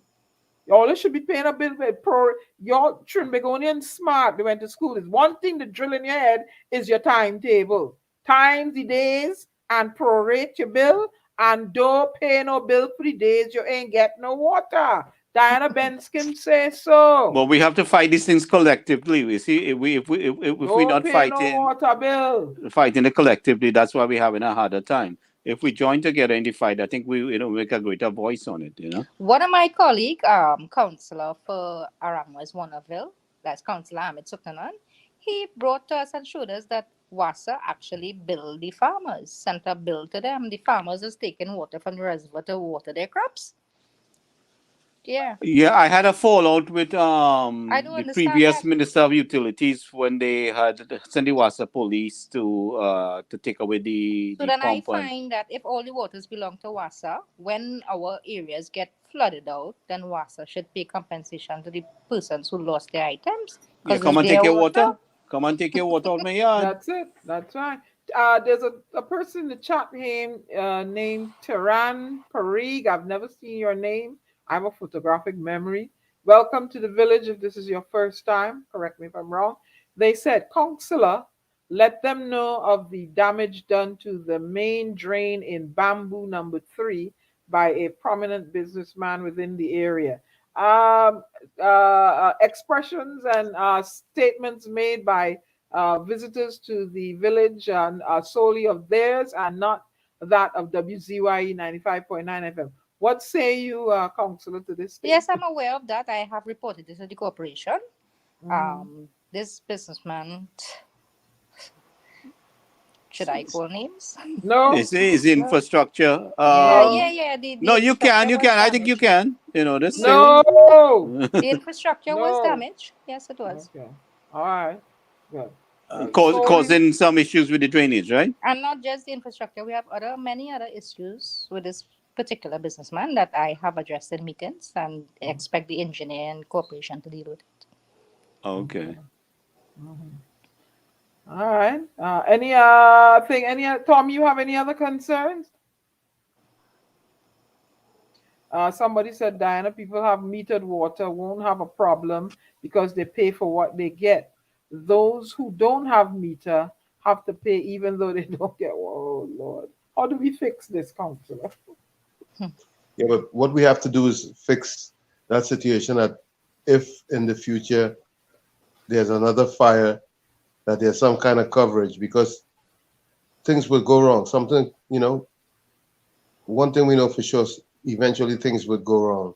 So we have to have some sort of safety net, i.e. ensure.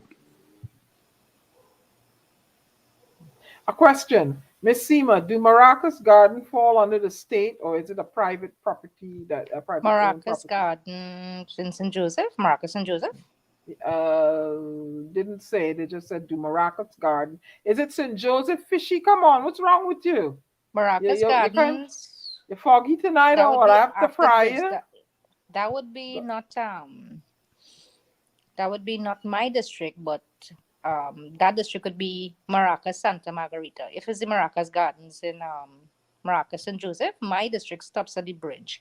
So what would happen is that private property or state? Yeah, there are some developers who develop and build houses or sell the land, whatever. I have like two in my district, like Elizabeth Park, Elizabeth Gardens, but the developer now supposed to hand over to the corporation. Now, half of the time, or most of the time, I should say, that procedure is never done, and eventually, over the years, when the corporation just ends up adopting the areas and maintain the road, maintain the drains, do the garbage collection. But half of the time, the developer did not hand over to the corporation. He said so St. Joseph I really right after the bridge. May not be able to answer that question particularly, since it's not my district. I may not have the knowledge of it. He said St. Joseph right after the bridge. Right. So that would not be my district. That would be Maracas Santa Margarita. We usually have issues with developers causing flooding because of how they develop the property and stuff like that, and block the drainage and things like that. But St. Joseph don't really have much flooding issues because of the on a hilly area, So the water, what we do have issues is like coming down to the main road where the water flows right by the St. Joseph there, by the bar, by the salmon tree. The Ministry of Work has a drain there that crosses the main road. That gush of water coming down from the hill has to cross there to go down to the St. Joseph River. So it passes through Farm Road and goes down to the St. Joseph River. But WASA also have 2 8-inch pipe under the drain. Now it's a crossing, so you would be surprised to see what coming down that drain. I was shocked. Cool. I was wondering if you could either do a video or do a live when you go there next time, like you're doing a talk, and I'll get somebody to assist you. It would be nice if I could do it when it floods. I have some videos when the area there floods. Right. From the past, but I could also do a video of the drain itself, the underneath of the drain. Yeah. If you happen to go back again, this kind of. Yeah, I'm always around there, so I could do it. But I could do one for you with the drain as it is now, without the flooding. And then I have videos when it flooded.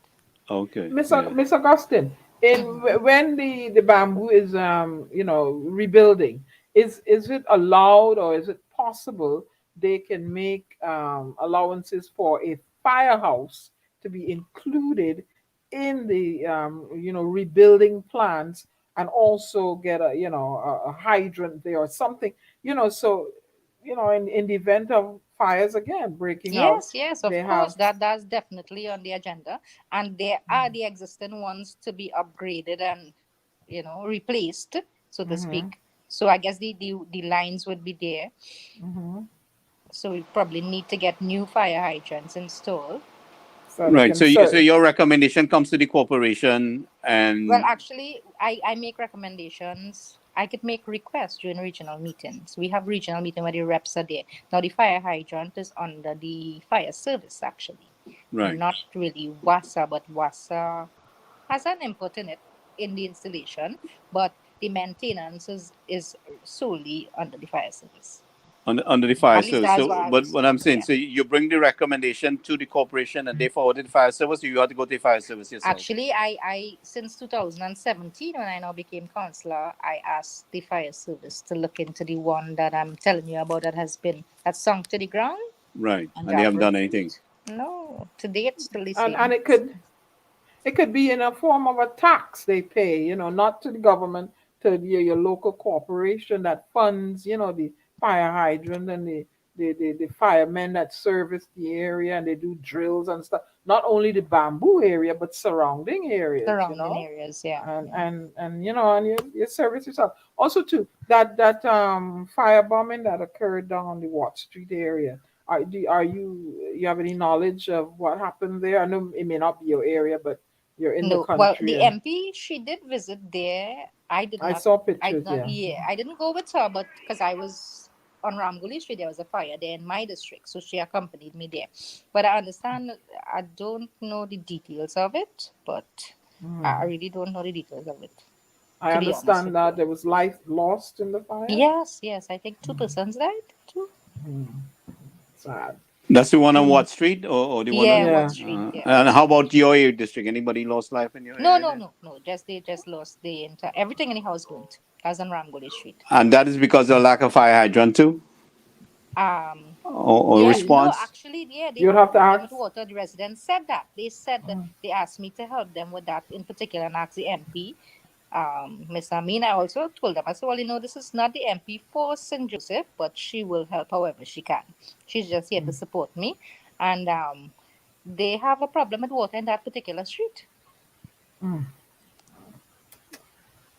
How do you fix this? How do we fix these things, you know? Well, to make Trinidad we're going to have to continue to work together to light up the situation, do our lives and kind of broadcast it. You know, I read a lot, right? And I came across something when I did a short editorial on it, where Bermuda, to solve their water problem over 400 years ago, they develop a system where they build their roofs with ridges that allow the water to flow in a certain way, and they collect it, the rainwater, you know, for use for drinking and hygienic purposes. But the one you have a desalination plant, they use that for flushing the seawater. So I said to myself, and I think in my reading, I discovered Trinidad and Tobago has 87 inches of rain a year. Bermuda has about 55 inches of rain a year. And they're able to, you know, satisfy the needs of their water, you know, necessity. Yeah, they may be a smaller in size, but at least, you know, they took initiative.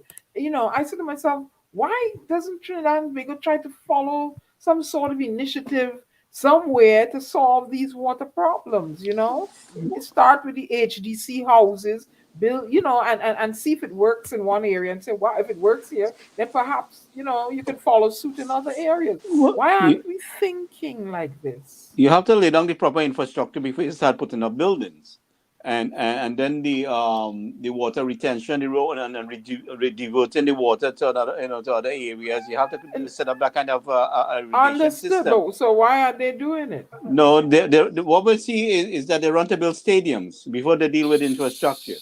You know, and how many stadiums? Do you think we have enough stadium by now in Trinidad?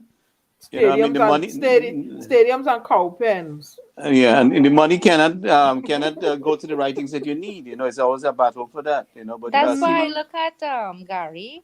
I mean, there are so many important things to be done. You know, to focus on the important things that needs to be done. Well, you know, the thing about it, if you're going to build a house, you have to start with the strong foundation. You don't start building a roof. And most of the time, we see like how we operate, and we start building the roof before we strengthen the foundation. So then the whole building collapse. You know, the infrastructure needs, like, you know, the PPG government was getting criticized for drains. You know, box drain government, but they were laying the foundation for infrastructure. You got to have the drainage. Yes. And one of the things I've been suggesting is, and you may see I've done that several times, is that we have to dig deeper drains because of the global warming situation that we're dealing with. We get a heavier rainfall. And another thing, Gary, when you have earthen drains, right? earthen drains always need machinery to be cleared properly. It can't be done manually. All could be done manually by the teams would be to cut the grass and maybe try to take out as much as they could. But when you have earthen drains, you need machinery. And then when you have these earthen drains running through properties, it's very hard to access it. So then you find you could clean part of the drain and then there's a big section you cannot access. So when you try to convert some of the drains where is needed to box drains, it's easier to be clean, to be maintained. The team could actually walk inside of the drain, clean out the drain properly. But when you have earthen drains and you cannot access it with machinery, it's a tough job. But I mean, they don't seem to be open to suggestions when you try to make it from overseas, unless we go through one of you guys. But I think we have too much equipment, heavy equipment in Trinidad and Tobago to really have this kind of problem. I mean, we have sufficient equipment there. It's just not being allocated for where it's needed. Well, as you say, equipment, I mean, at the corporation, when a corporation has one working backhoe, and it is a whole entire region, 16 districts, how are you going to split that? Yeah, and so mostly private contractors seem to have the equipment then. Yeah, because Ministry of Works, I do think they don't have equipment. They hire contractors, which I find a ministry should invest in equipment, because you always would be doing rivers, drains, etc. So invest in the equipment instead of investing in contractors. I'm not saying you don't hire contractors at all, but at the end of the day, you must have some equipment to be accessed, because if you have an emergency, you have to wait till you tender in order to get a contract, you get approvals. And when you have some machinery, you could at least clear whatever disaster you have, So they need to invest in machinery as well, ministries. Every year you're seeing X amount of millions of dollars allocated to the various ministries to the budget. We don't see where the money going. You don't see the equipment being bought. You don't see. I mean, it's like the money's getting lost, somewhere or the other. So, is there any kind of auditing or anything being done? Well, I can only speak for the corporation level. Yeah, you understand that. Yes, corporation. Yes, they have editors. So, even though you might see X amount of money allocated for local government, it's not that it is sent to local government in a lump sum. Yeah. The corporation has to write and account for what they need money for, and that's what it's sent. It's sent in parts. So it's not like, for example, they say $3 million or $10 million for TPRC. It doesn't mean TPRC getting $3 million or $10 million, Right. They will get it in parts, but they had an account for salaries. They had different votes, so they would send money for salaries. Now councillors would get what we call development programs. 2 drains, 2 roads, right? Every year. So I use that now. I try to use that to try to help with especially Bamboo area, focus my DPs where it's needed. So that is a help. But it takes long, because check 60 meters a drain. When you have a drain 1,000 feet in length, when you're going and finish, you're taking years to finish that. But I'm trying to do the most urgent ones that needs to be done. But it's a lot. It's a lot, I'm telling you. So that's why I say, if we have the resources, we could do a lot of work, but I have a challenge. I have a question. Don't you have some students in secondary schools that are studying those sort of trades? Can't we utilize them while you're training them, and they can complete the work, and then, they're getting, part of their certificate is actual hands-on training, Like when you say training, like in what? In the construction area, because I don't think secondary school students do that. It would be more like after that level, But not every child is geared toward, the books and the sciences, I understand that. So those children that are geared toward it. But legally, they can't utilize them. They have to utilize them after they graduate. Right. That is the problem. That is part of the problem. They wouldn't really do that in secondary school. They would do more like part of the. Thank you. That's what I mean. That's part of the problem, because here it is. You have a young man who ain't interested in no science, and help me now, and math and English is a necessity. but he ain't interested in no science and no this and he ain't interested in no Shakespeare and no. But he's a hands-on type of lad. So you capture these and girls. You capture these sort of these individuals and you give them training, that sort of industrial training and hands-on. So, am I They wrong do here? have Somebody programs like support me MUST there. and BILAT and other programs like that at one point. I don't know if they still do. Yeah, They had they still programs. have a few programs like MIC and But not in the secondary White. school Yeah, level. like depends. It depends on what are the courses they offer. Like they might have plumbing. I think they do have some construction, you know, Of and course then they they do. but they don't. I don't know where they actually train them. To be honest with you, I really don't know. But that's a very good idea. They could probably bring them across to the corporations because we have construction teams, we have engineers, you know. And they get course credit. Then Course there's credit, also a program hands-on, called practical. OJT, on the job training, where that's after you graduate. No, but do it right there in high school because when they leave high school, you lose them because they're so busy and frustrated trying to chase a grade 1 and a grade 2 in a subject that they're not interested. They're really not interested in. You give what are you if they're interested in the trades and stuff. Get them when they are in the high schools, so you don't lose them The after only they thing leave the I high think I know they schools. have in the high school is they have metal work now, and I think they have electrician, When I engineering. went, there was metal work, woodwork, Yeah, and I think now they and also those. have electrical as well, but Right, those I sort don't of think they have things. any construction. But Not that I'm aware of. that's what you need, and let them go out into the communities and do these stuff, build houses, do the drains, all this stuff, and you put the money in, and maybe you give them a small stipend too. And yeah, you motivate the young people to want to do these things and not go toward crime because we see, look at the crime situation for the year. Look what's going on. What, Madam Councillor? What do you do with what is in place for these young people now? They deal with COVID and the lockdown and the stress. 2 Yes, years.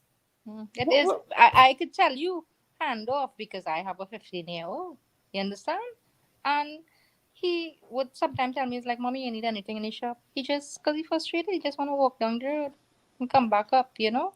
Because that's all he doing. Well, now he had started going back out to school physically a few days for the week. But I can tell you from experience, yes, they are stressed. and is there anything in place in the schools to at least one session of their or of their classes, one class being offered to let them vent and talk about things? So how are you doing today? How was it when you were locked? They need something, and don't do it individually because they'll feel like they're being Yeah, do stigmatized. it like a You have to do group, a group like to speak session. to the entire class. Yeah, Yeah, all of them, well, we all went through similar experience, and we all, we feel what you went through. A lot of people kill themselves, a lot of people are depressed, a lot of people are full of rage and anxious and everything. What are they doing? Is anything being put in place for the students, to handle their mental health? Because if your mental health is not well, your physical health, you're not well. You are not well. It affects your physical self. I know that. I was there. I suffer from post traumatic stress disorder as a result of the abuse I endured as a child. So when I have those moments and those days, I know how to steer myself out of the doldrums because I've had therapy here in the United States. So if you didn't have therapy, you'd be like, oh, woe is me. I can't take it. I don't know how to, but I know how to. My mind is trained now to go down a certain path. But these little they don't know what to do. They don't know. And it is overwhelming at that age. I don't know. Any other questions, guys? Any other? Well, I think we have to build the community structure on the municipal level, to get resources to our people. It can't be all from the central government. So the more active and involved the people in the community is, we have to find ways to build that structure. It's tough. And being a councillor, I know Seema will face that first and the issues with the people. You will see that more day to day than the people on the on the upper level of government. The councillor deals with it. because we are more in direct contact with persons, and So it becomes more we your know the issue. need. People would quicker reach out to us, I mean, it's sad because there's a lot going on right now. People out of jobs, not working, and some people are even embarrassed to ask for help. But not a week goes by that somebody doesn't reach out for food stuff or for milk for the baby, pampers, etc. Device for the children, books to write on, everything. It's tough. And to be honest with you, we solely depend on the goodness of the businessmen who would assist us because there's nothing in place in the government. Even when they were giving out the food hampers and whatnot, there was nothing allocated really for councillors. So when we have an MP who we could work with, they would help us. So I would get help for part of my district, and then the other part, well, the MP wouldn't really reach out to me. I've tried many times reaching out. So it is tough because people are suffering. And I mean, when somebody call you and tell you they don't have anything for their children to eat, that's sad. That hurts. We're getting called all the way over here too. I have a young lady. A young lady and I reached mean, out. if you carry a hamper for somebody value $200, you make up some groceries, whatever. Then how long is that going to last? What are you going to do after the next 3-4 days? You understand? It's tough. I had a young lady reached out to me this week. She had reached out to me before, and I tried to stay her to the Grandy clinic because it was a milk issue, and I had a cousin down there who steered me to tell her to go there instead. But she's in a dire state again, and it's a child. My thing is children, women, Yes, old I have people, and a weakness animals. for children. Yeah. Yeah, because they. I know. And I'm I like, must say, thank God that my Burgesses from Valsyn North and South, Elizabeth Gardens, Elizabeth Park, who are more able. Some of the residents in Bamboo as well, who are, more fortunate. They always help me. I solely depend on them, to be honest with you. And they have been very supportive and always help. yeah, I feel sorry for the children. Well, any other questions? Anybody have any questions from the chat? Gary, Tommy, you have any questions? Not at the moment. I think she has addressed most of the critical issues. Yes. But I want to see Trinidad and Tobago, get back on track. I want to see unity, hear it, see it, practice it. Stop with this, stop it. Don't let those above that I call them the 1%. Those that go into Parliament every day, them is the 1%. Don't let them divide your man. No, go away with that. But we have to structure and network with each other, and on the community level, and then it will be a lot easier to fight the issues. Yeah. This I want you to keep us posted from here on what are the things that you're doing on the ground there. If you could send us a clip or you could do a live. So we'll stay in touch with you, and we will bring you back in to kind of update us on what's taking place in your community. Sure, not a problem. All right. So to be honest with you, Gary, that's one of my to be honest with you, most of the time when I doing things on the ground and I realize everything happened and finished, I was like, oh my God, I didn't even take out a picture. I didn't even do a you don't have the help. Sometimes you don't have the people. I just sometimes just totally forget, to be honest with you. Yes. So something I need to try to remember. Keep us posted so we can we could assist you from our end in broadcasting what you're trying to get done. And you want to raise an issue, you could come back in. We can do a live, things like this. We want to kind of highlight what the issues are and kind of help troubleshoot it also and bring some attention to it. I'd like to thank you for taking the time to join us. Diana? Yeah. Okay. Miss Augustine, we want to thank you on behalf of WZYE for taking the time out to come into the village and chat with us. Don't be a stranger. Seema is just fine. Okay. No, miss. Well, you know, I come from the old school, and Miss Mahays ain't gonna Yeah, I like that. understand. I understand. When I go into my district, the kids would say, Councillor Auntie Seema. Okay, good. So I want to thank you for coming in and engaging with us. Don't be a stranger. And please tell Miss Kamala Pasabi Sasso we extend an invitation to her to come also and talk with us. Tommy? Thank you, Councillor. You did a wonderful job briefing us and informing us on what's going on. And we appreciate you. Just keep up the good work. Thank you very much. I will. Don't be a stranger. Visit us again. Okay. All right then. Okay then. Good night. Thanks. Good Have night. a good night.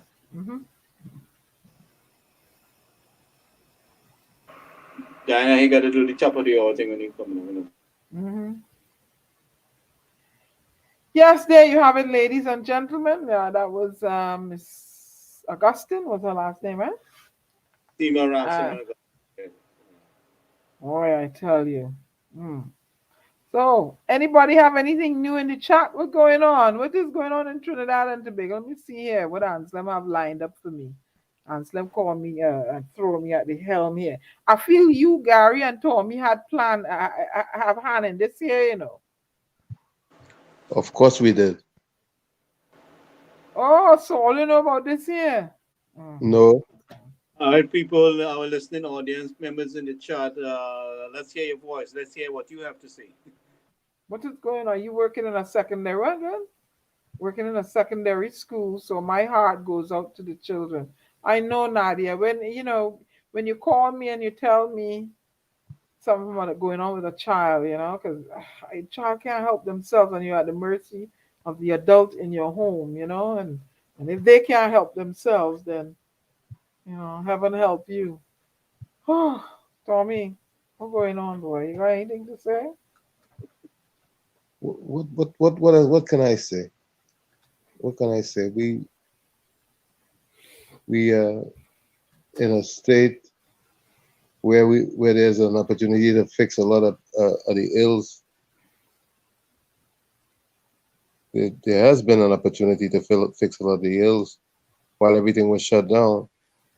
And now that things are opening back up, we're gonna see the effects of what we didn't do, or what was ignored and neglected. All right, as Anselm would say, stick a pin in it. We are going to approach the top of the hour. What Lana says here, like them big politicians feel they're too good to be on the village. Yeah, sure, but if they come right before election, I go run them. No, Lana, we don't want to run them. We want to hear what they have to say. Yes, we want to hear. Look, we invited Gypsy Peters, and look what happened recently? A protocol letter was, oh Lord, Father God, it's hard. But anyway, I'm gonna do the usual top of the hour gizmo, and I'll be coming right back. This is WZYE 95.9 FM, broadcasting from New Jersey. You're listening to WZYE 95.9 FM. You are listening to WZYE LP 95.9 FM, the most influential name in Caribbean radio in the tri-state area. Broadcasting from East Orange, New Jersey, the most influential name in Caribbean radio. WZYE 95.9 FM.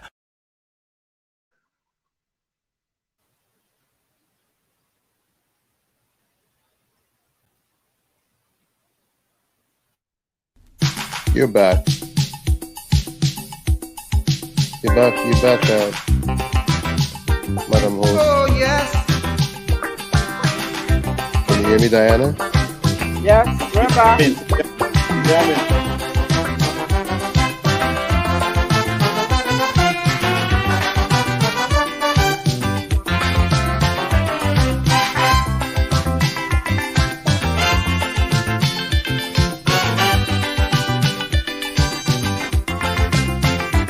Somebody help. Come and put a hand. Come and wipe away the blight and see what the plight that befall the man of this land. What's going on here? I would like to know why the whole world is in a turmoil. So it look as if we fire God from the job and give you work to the Beelzebub. Man, the devil have a hand in running the land. The devil have a hand in running the land. The devil have to never like understand. The devil have a hand in running the land. The devil have a hand in running the land. The devil have a hand in running the land. The devil have never like understand. Like if Satan in control of running the land. Hey man.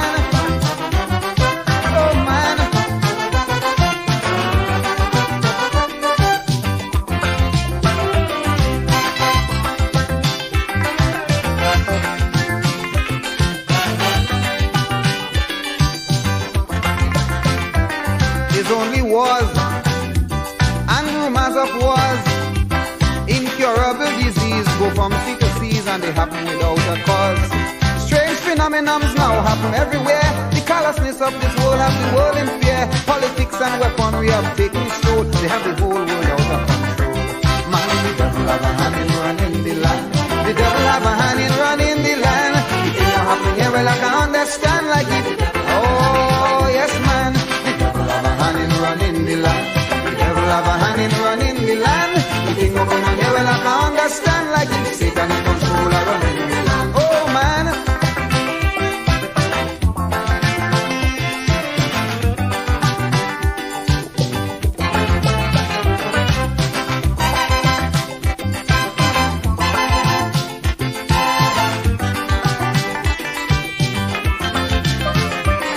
So get at ease.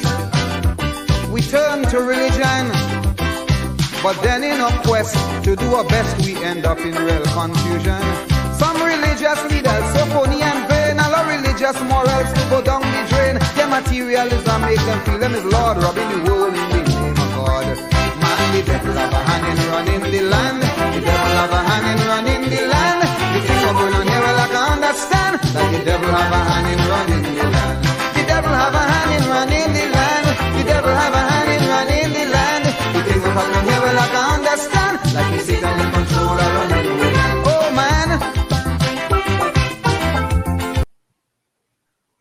Yes. There you have it. The devil have a hand in running the land. Huh? Devil have a hand in running Trinidad and Tobago. Huh? And the United States. And it looked like he running Russia too. The computer looked like he going and cause problems. Hey, what's going on? Right? Yeah. Say what? It looks like we have some serious times ahead. Yeah, boy. I mean, before we had 2 years of lockdown, right? Every year, finally, it was an uproar, hoopla about the juice. Okay, things look like it going to some sort of, they have mass mandate going, all of that. Then no, we have to worry about what's going on up. Oh my! The devil really don't sleep, boy. He always, always a thing. So let's see what Ansem has lined up here for us to. I don't play the devil no minor. I got my own thing to do, and he better stay off my way. He said what? You better stay off my way when I got my things to do. Oh, let me see what Ansem has lined up here for me to play. In the news. But y'all can go ahead, Tommy, and I don't think he has any new stories here lined up for me to drop into the chat. No, I don't see anything new lined up. No. So do you believe that we wind up? Well, I'll send you a picture. A picture of who? Remember, I doing it here from all Ansem lined up in the chat here, right? Inside the program. So don't send me in. I don't know how to bring it in. Good. Okay. Go ahead. Oh, I see here. What, bail for murder? Well, we can put it up here. Is it gonna come up? Bail. Appeal court clears way for legal avenue. Bail for murder. What do you think about that? The Attorney General bill was ruled unconstitutional, you know. So what was his bill? What was I think the the bill? agenda was to deny bail to people charged for murder. And you know, people accuse them, and when they accuse you, you're innocent, proven guilty. Yeah, but wait. the issue we've been having, right, is that the police arrest someone who they have sufficient information that committed the crime, especially murder, and they get out on bail and they go and take out the witness. So this is the kind of issues they were trying to contain, you know, especially when Gary Griffith was there, is that the police doing the job and they're putting the criminals out on the loose again to go take out the witness to how you win the case. You know, so these are some of the issues that we were having. Go ahead, Tommy. Tommy, yeah, but at the end of the day, regardless of what, even if the police believes that you're the suspect, you're still innocent and proven guilty. But in the meantime, we need some kind of structure, you know, in order to contain the situation. They protect, you know, they had something in place that they were going to videotape the testimony. So, you know, if you think about taking out the witness, the information was already, you know, documented, so it would have no effect. You know, so that was something. But in the meantime, somebody dead. Yeah, but the thing about it, we don't have a good structure in place. We need to work on a lot of things. I always believe, I mean, Diana, you're from the security industry, and our objective is to prevent the crime and contain the situation. You know, coming after to clean up the mess, you know. It don't make no sense. Don't make no sense. I even former police commissioner Steve Williams agreed with me on you know, on how to say, not the detection rate, but the prevention rate. You know? So that was one of the suggestions. That is my semi-objective. I always throw it out there that we need to work with our response. We improve our response. We improve our patrol. We engage as much resources, whether paid or unpaid. You know, but we have to combine the resources to kind of contain the situation and restrain the situation. Because, but Gary, but here now, you have, didn't the other day they said they had 500 police officers that they find was unscrupulous, for lack of a better word. Well, I mean, you know, maybe there's allegedly. We call them out on it. Remember, I mentioned it several times. But the thing about it here is, that's all well and good. But in the meantime, you want to make sure that the resources we're paying for is working. We want to make sure that the Coast Guard is patrolling, and we need reactive and not a reactive structure in place, but a proactive structure in place. All right, you can't just have the two big Coast Guard boat patrolling. You need some of the small interceptors working close on the shoreline area, patrolling close to shore. You know, that they could come in the water, but they're not making it on land. That's how you have to do it. You got to have the regiment on land. You got to have the Coast Guard. You have the Marine unit. It's a combination. You get some volunteers too. You know? And while we're talking about the Coast Guard, I had sent it to him, but I don't think he uploaded it. I saw where the guy from the PEP party, Philip Alexander, uploaded a photo, and he dated it February 18th, Friday, and he said that there were 18 boats. I saw it.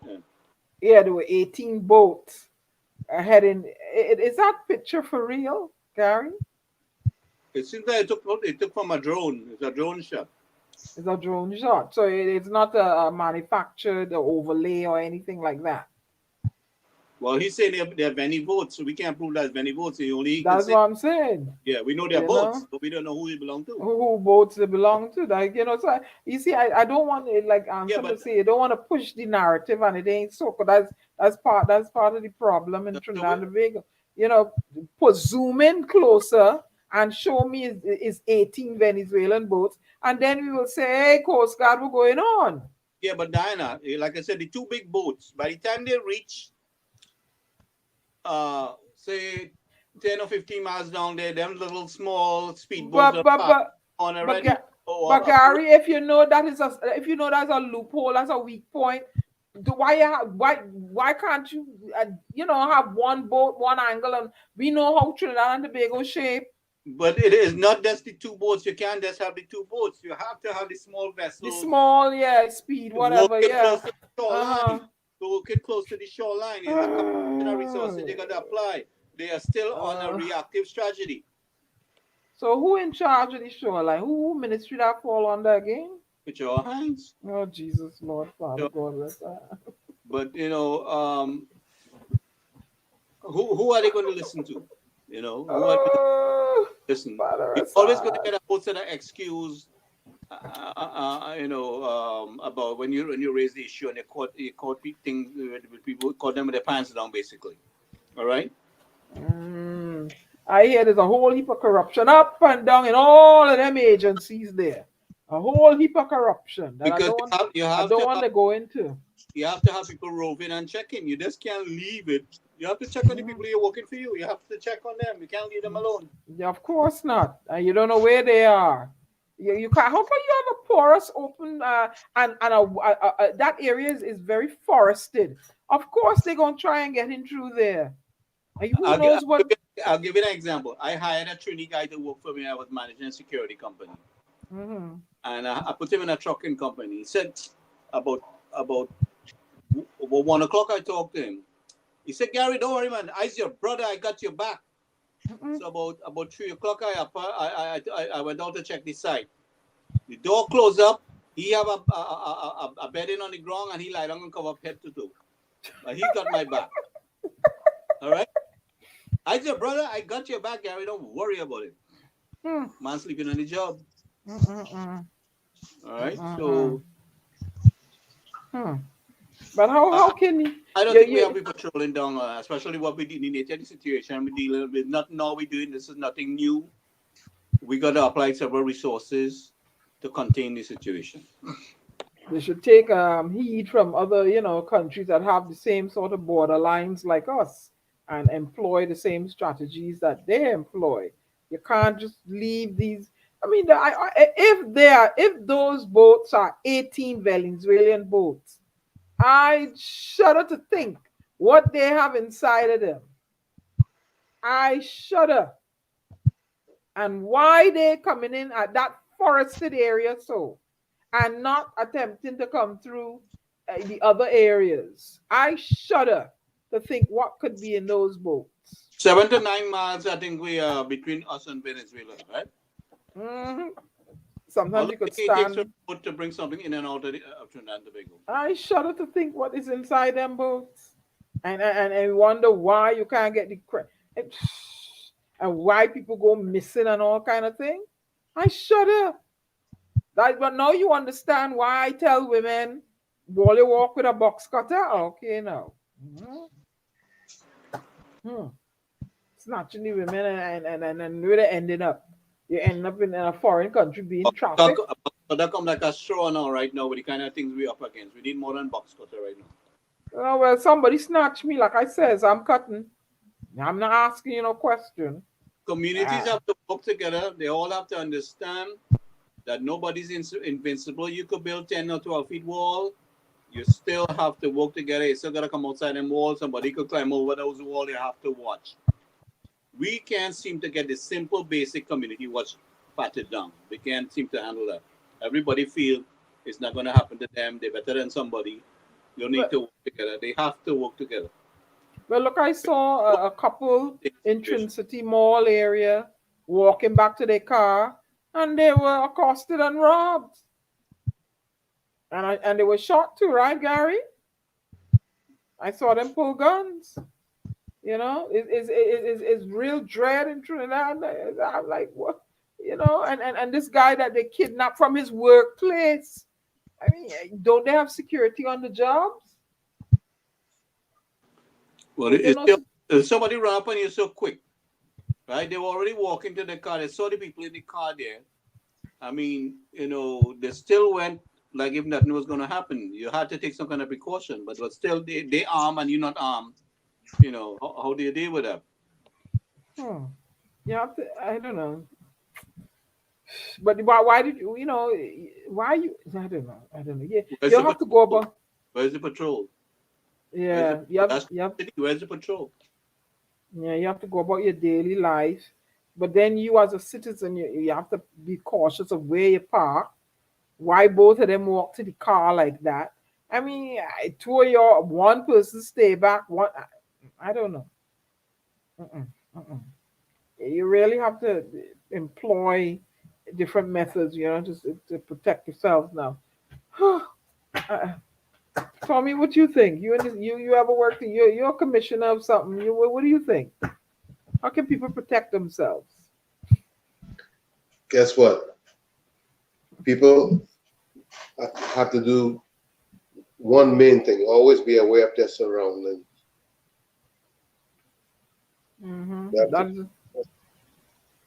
That's the main thing. Once you're aware of your surroundings, you would move in the appropriate manner. But if you unconscious, then anything can happen.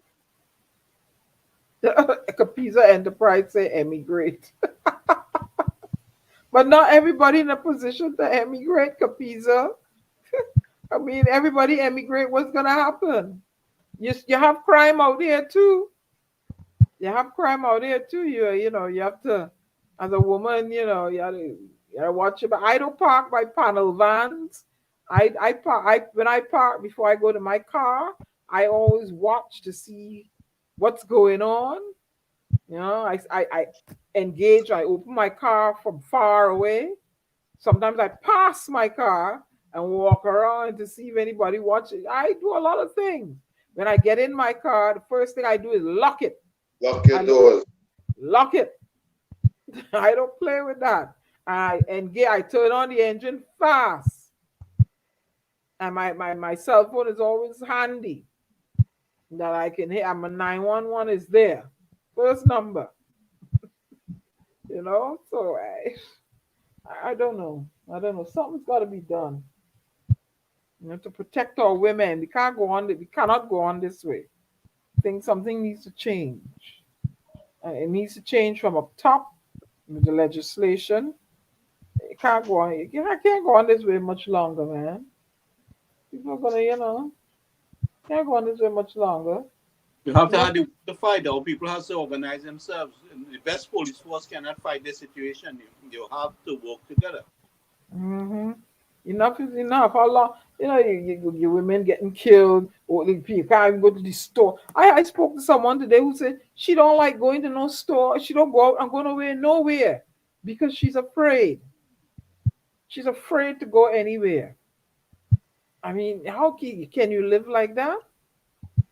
There's so many factors that come into play in a small society like Trinidad and Tobago, where you have people in law enforcement who are supposed to do their jobs are hindered by some simple things. For example, this one law enforcement person told me, his boss told him, hey, there are a bunch of guys doing something that's not right in location X. Go down there and arrest all of them. He said when he gets down there, who does he see? His brother is in the mix.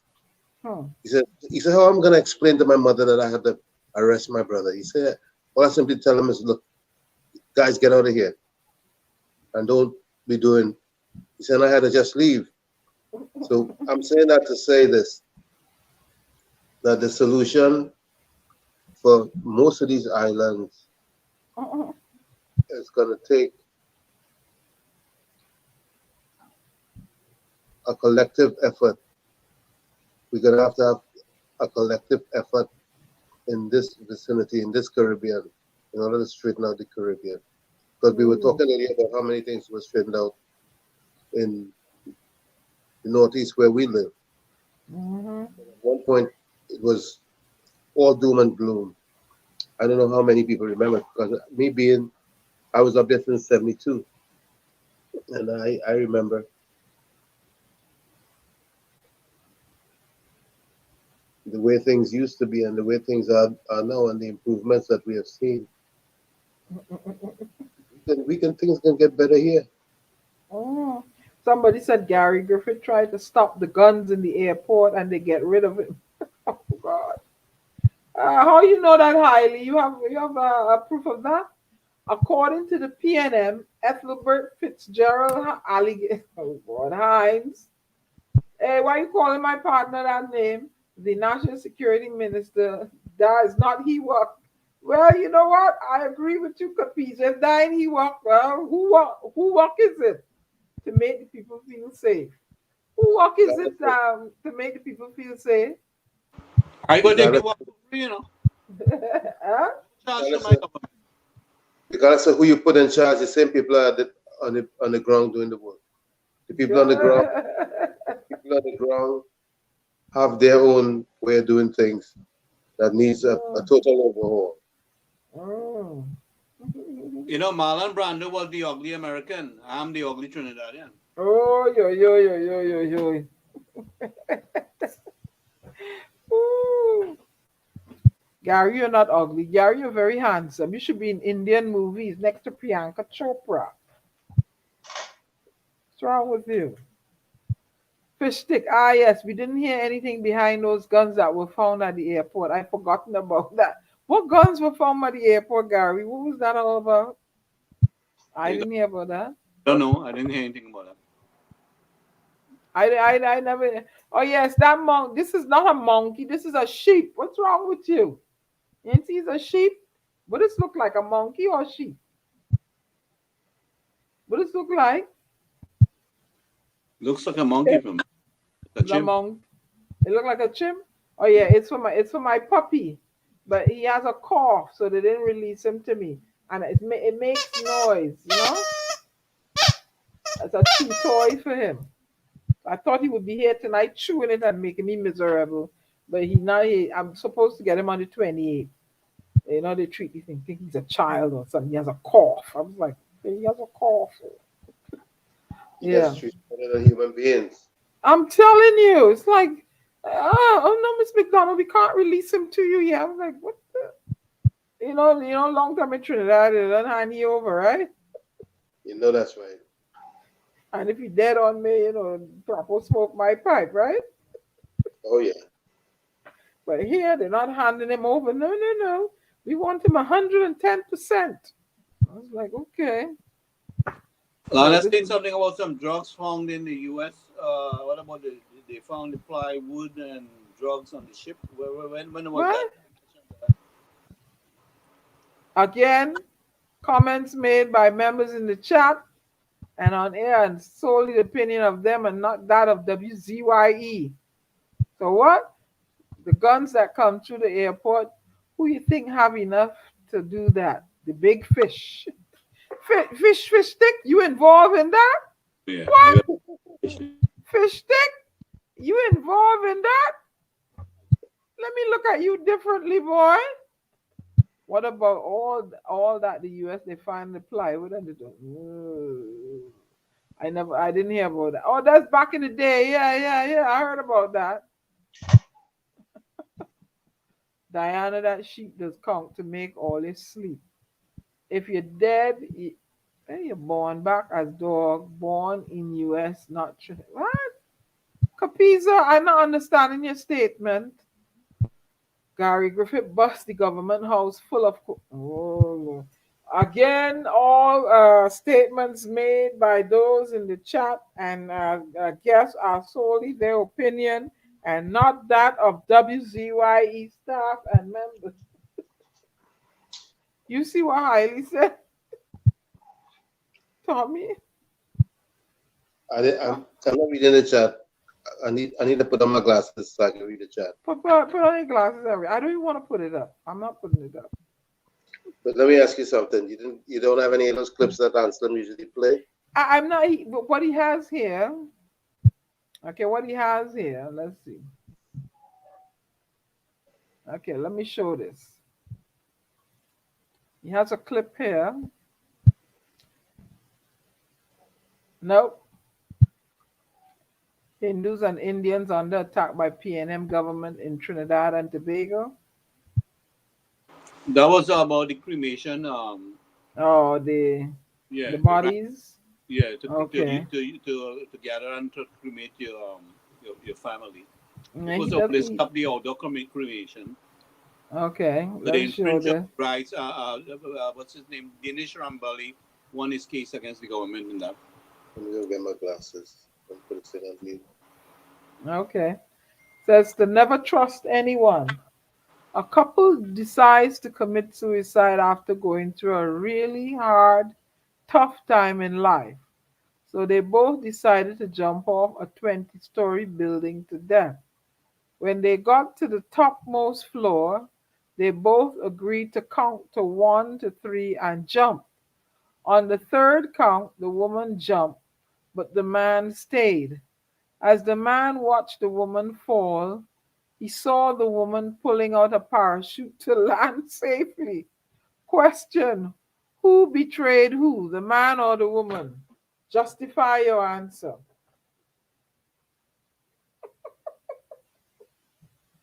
Ooh. Let me hear it, Gary. That's why you can't allow the wife to be divorced. No, it's not yet. You're shifting the goalposts. Who betrayed who? Don't let your wife control your brain. That's not the question. That's you're shifting the goalposts. Who betrayed who? The woman, she betrayed the man. How she betrayed him? He didn't jump. Yeah, she was trying to instigate him, but she was prepared to save herself. And what's wrong with that? You know, so both of them tried to outsmart each other. And what's wrong with that? And what's wrong with that? In the chat, who betrayed who? Let me see what they say here.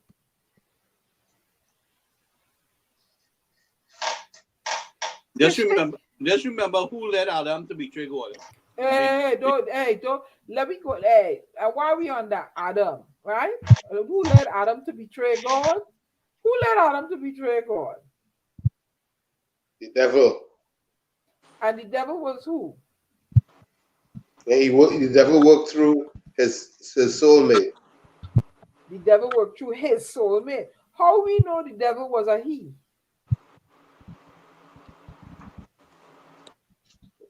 All right. You're getting a little deep, a little too deep. All it was there? The Diana. All it was there? Okay, don't let me go there now. Let me see.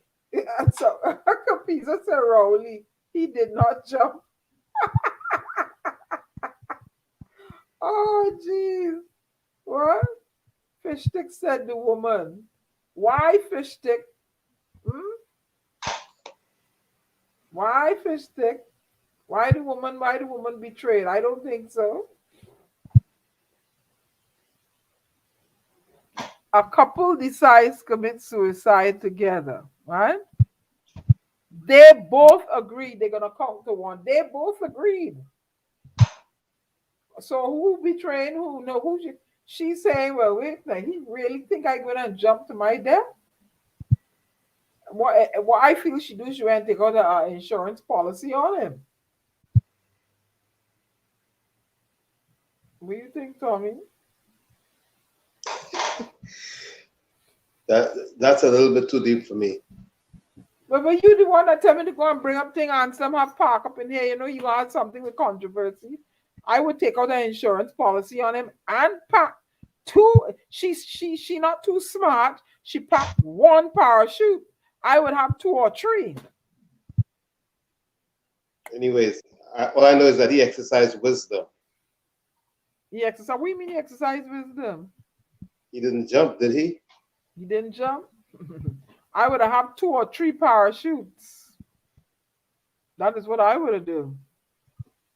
And I would have take out an insurance policy on him for $100 million. He didn't jump, which is a good thing. He didn't jump? Okay, we did the no bail for murder. What is this here? I'm going to show this, bring this up. File compensation claims with TN Tech, but will you get money? You're going to get money with compensation claims?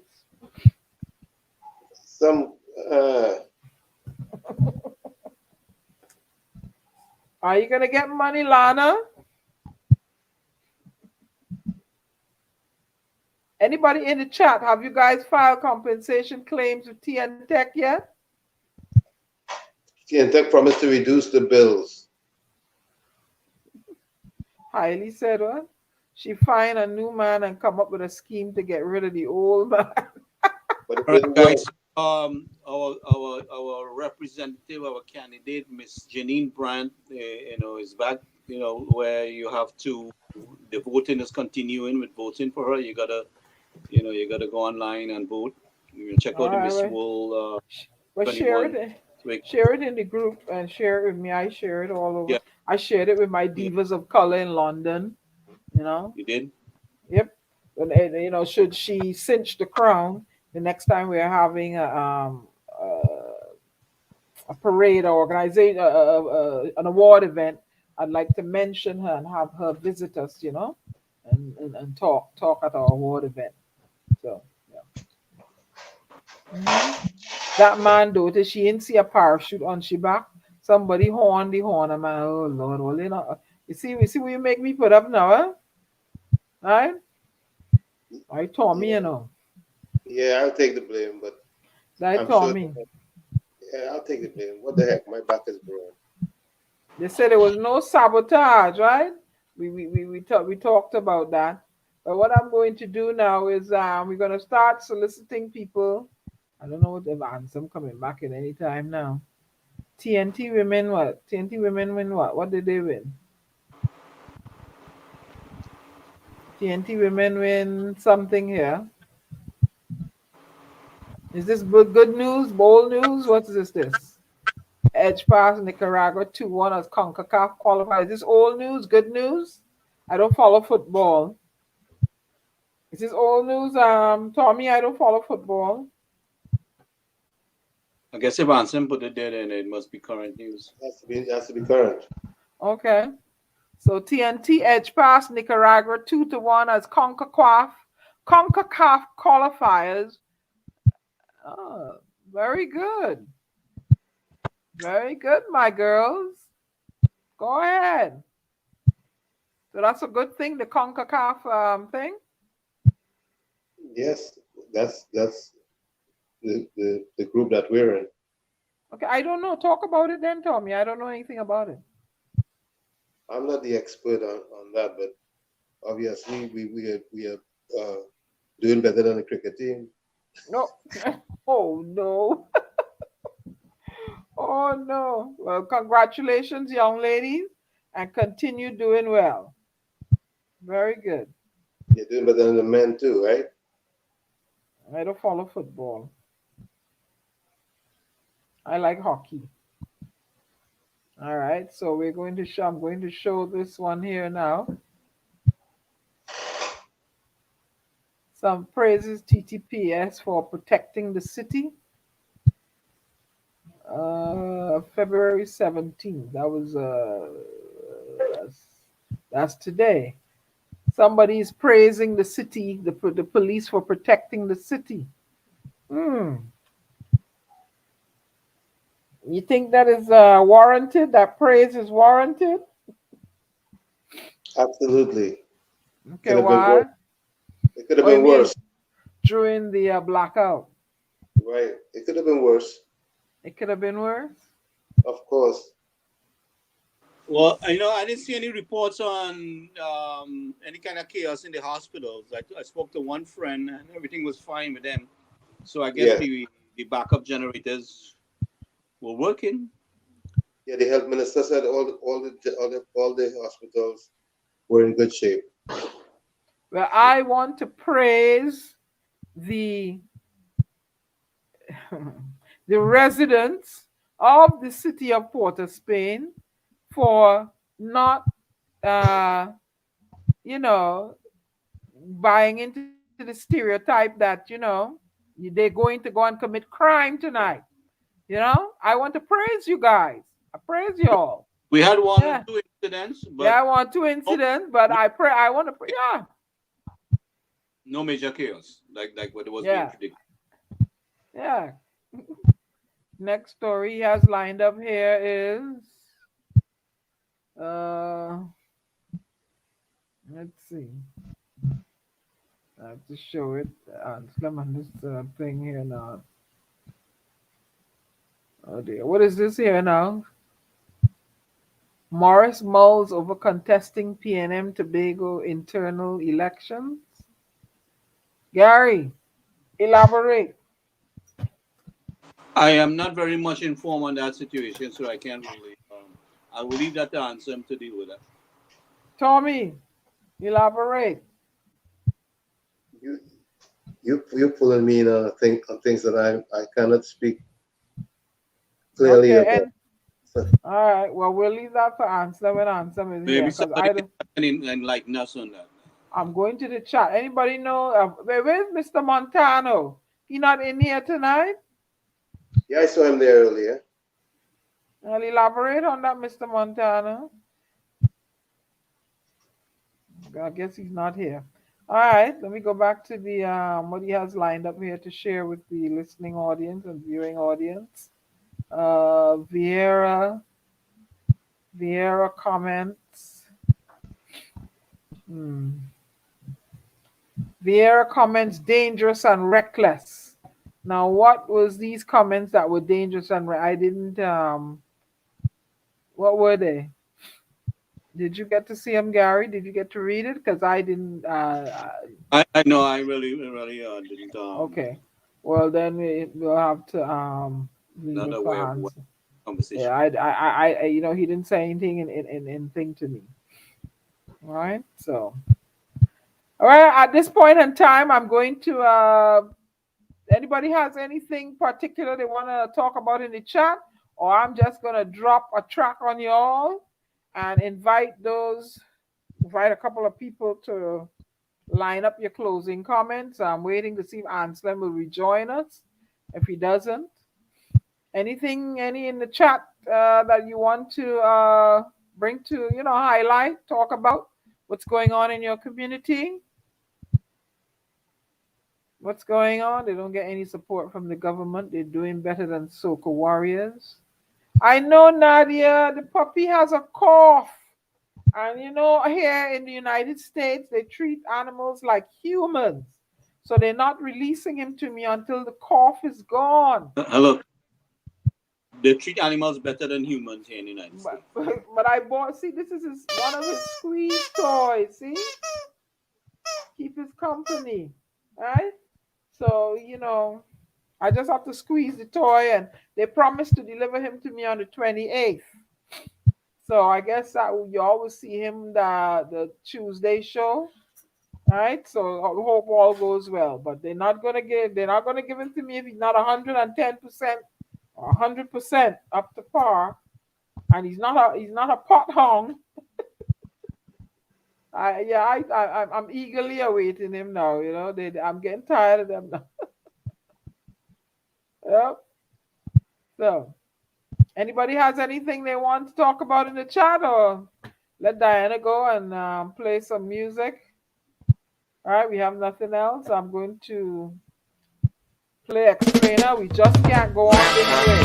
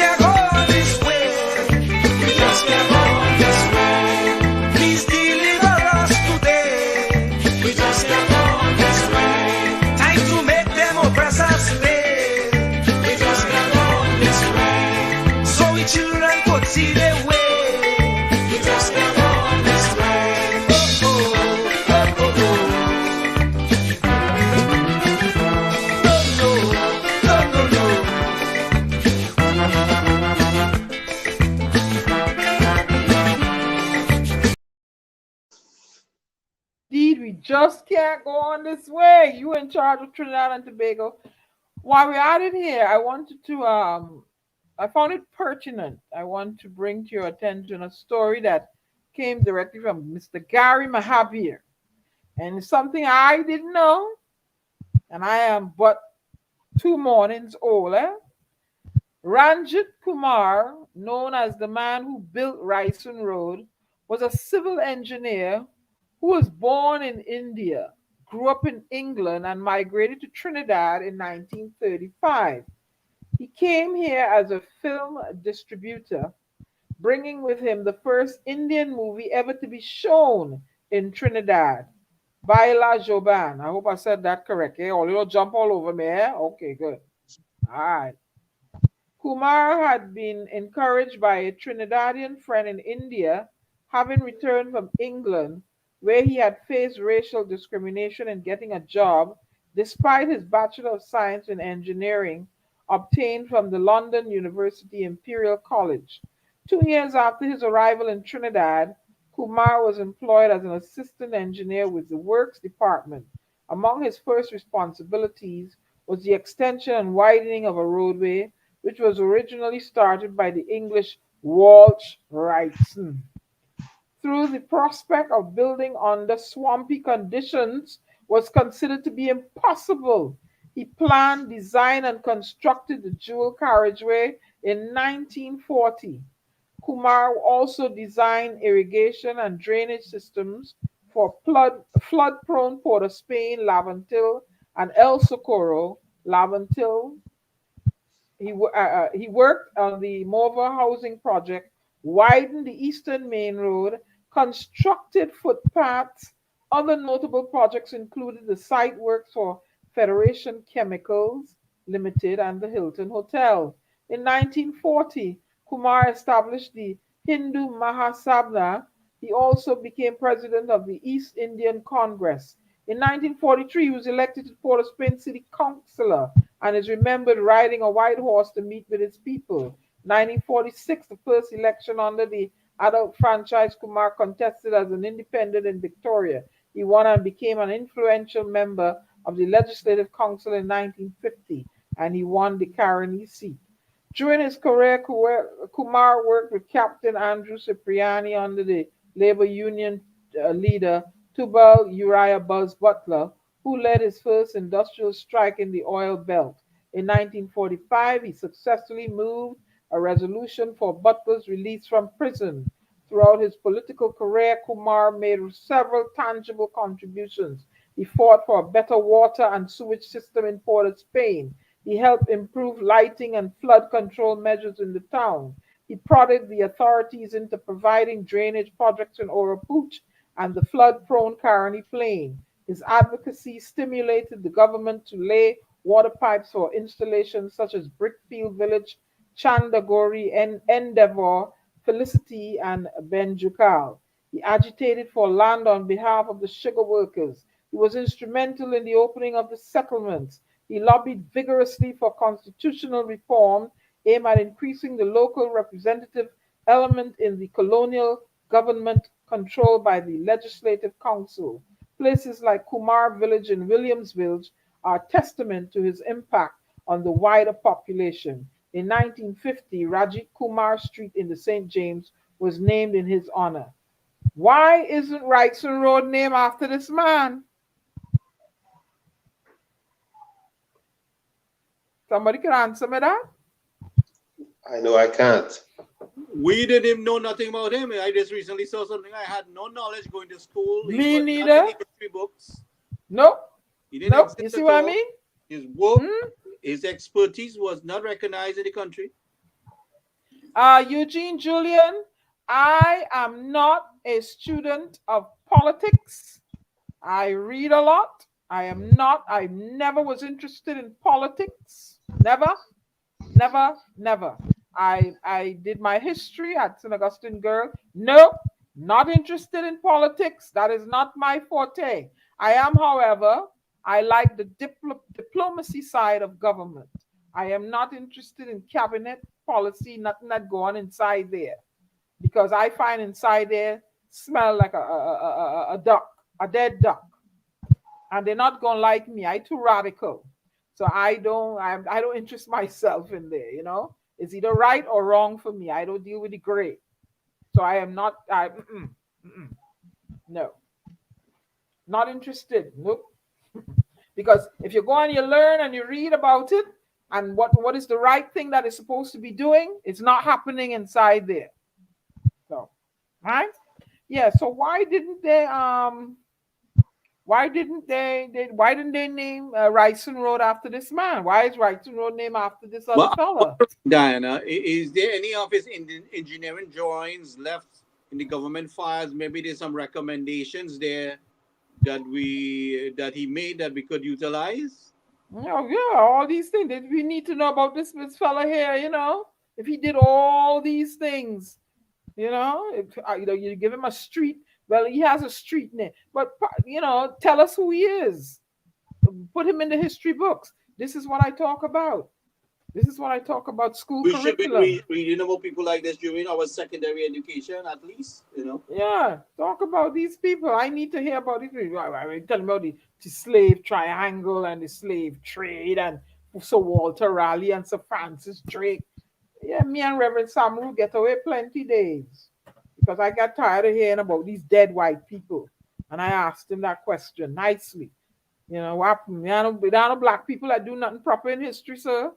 You know, my only answer to you is slavery. I remember asking him that, and I get into a whole heap of trouble for asking that question. I hold my big mouth.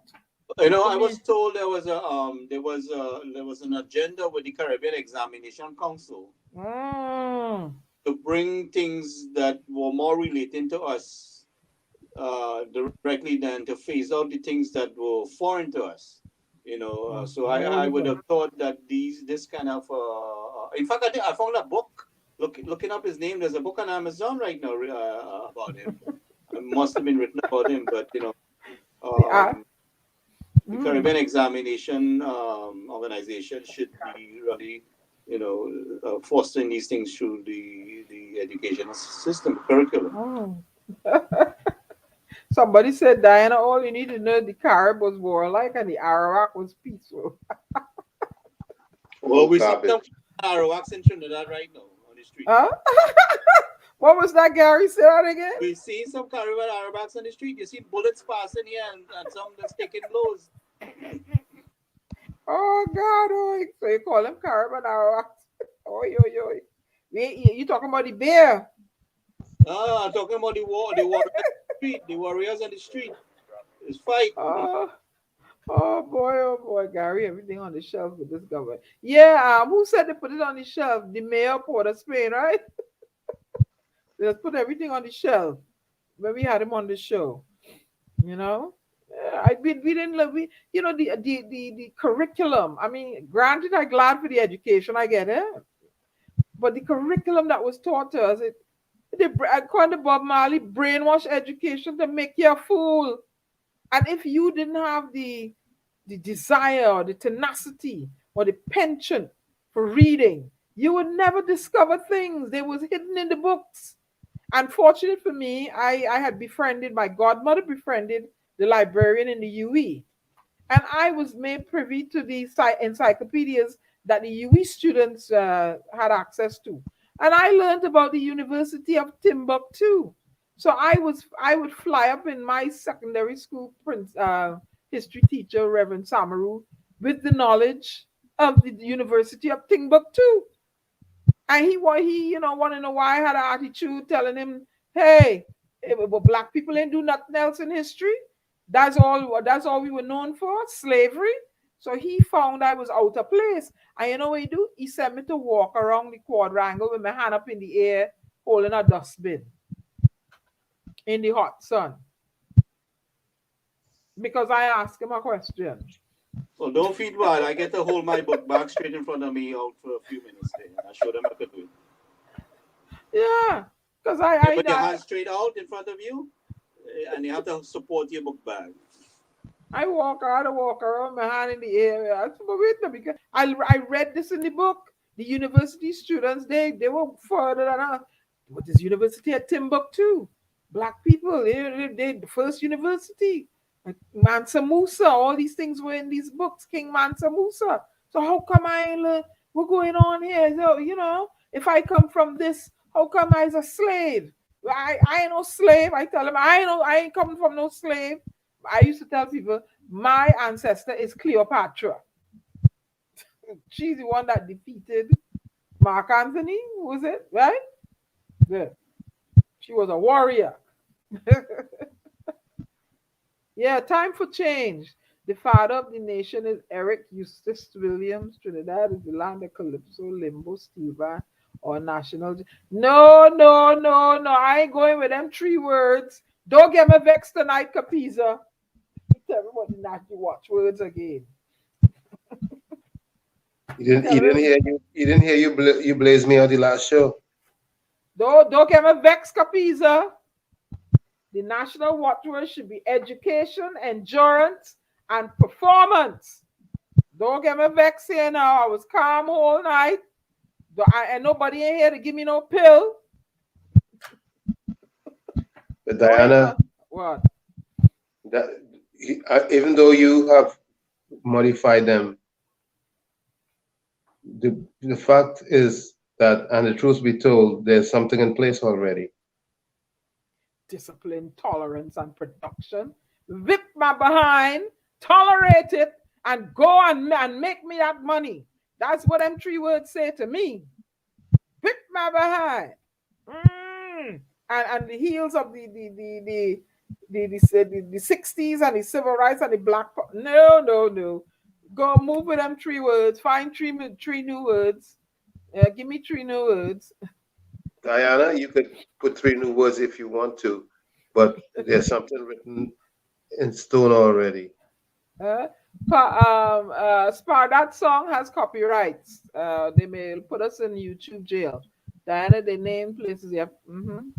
Back then, there were no books on BI. What is the BI? The blackboard? I don't know. What are you saying, Eugene? Crab and callaloo is the national dish.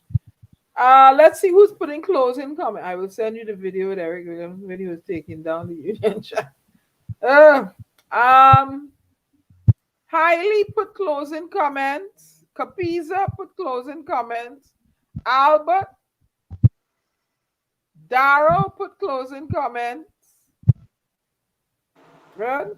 I want to know when Albert Montano is joining us on the show to give us a little education. Let Ansem figure that out. Albert, Capiza, Eugene, Hailey. Put your closing comments in there, because we're gonna approach the hour soon. Yeah, he was taking down the Union Jack. Yeah, I know that. I don't like those 3 watchwords. I never did. They don't translate well and ring well with me. It should be something, I was like, discipline. I get my people getting enough beaten already and hanging and lynching. Tolerance, tolerate that. I don't want to hear that. He meant we need to be tolerant of each other. You should never. I didn't tolerate. I didn't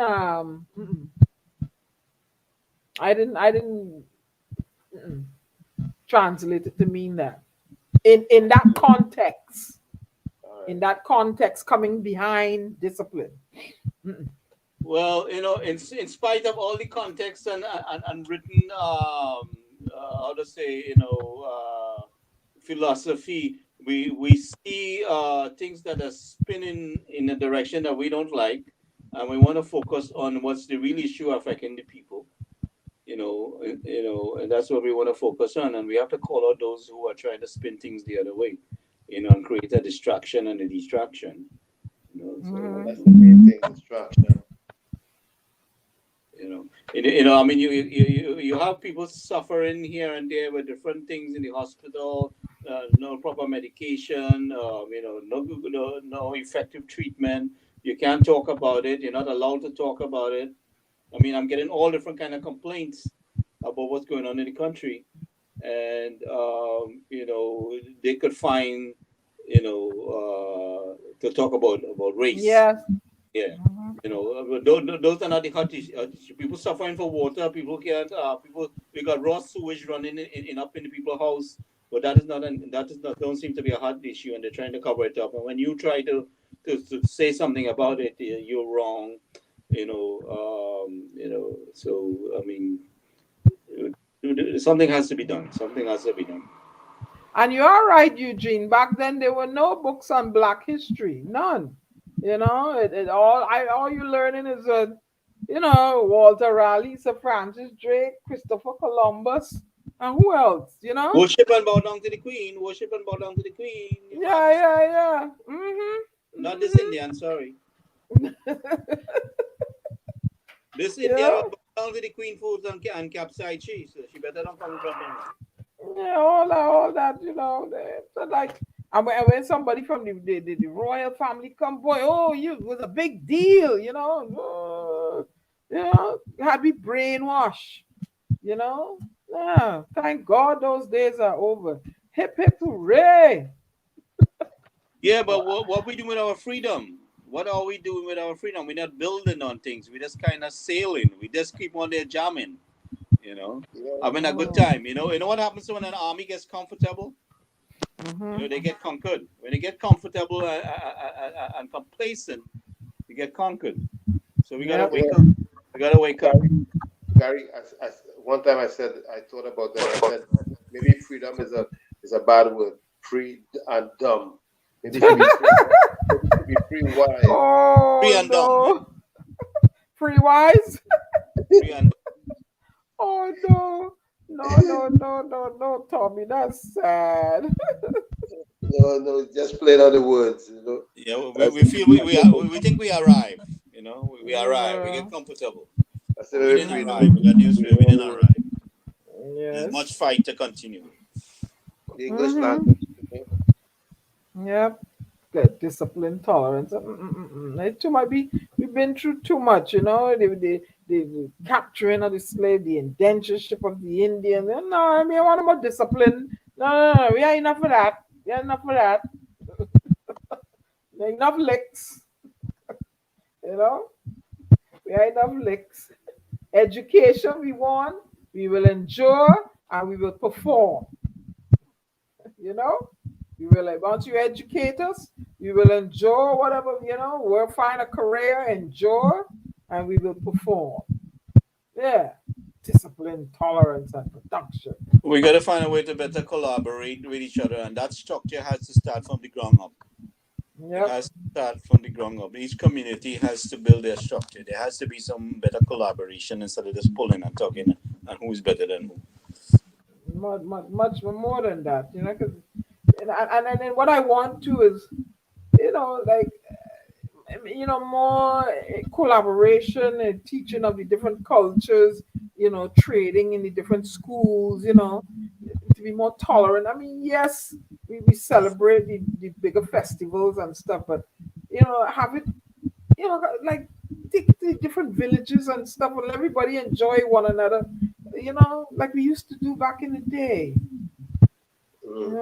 Because we're getting away from that. Anyway, we are approaching the top of the hour. You are listening to WZYE 95.9, broadcasting from New Jersey. You're listening to WZYE 95.9 FM. You are listening to WZYE LP 95.9 FM, the most influential name in Caribbean radio in the tri-state area.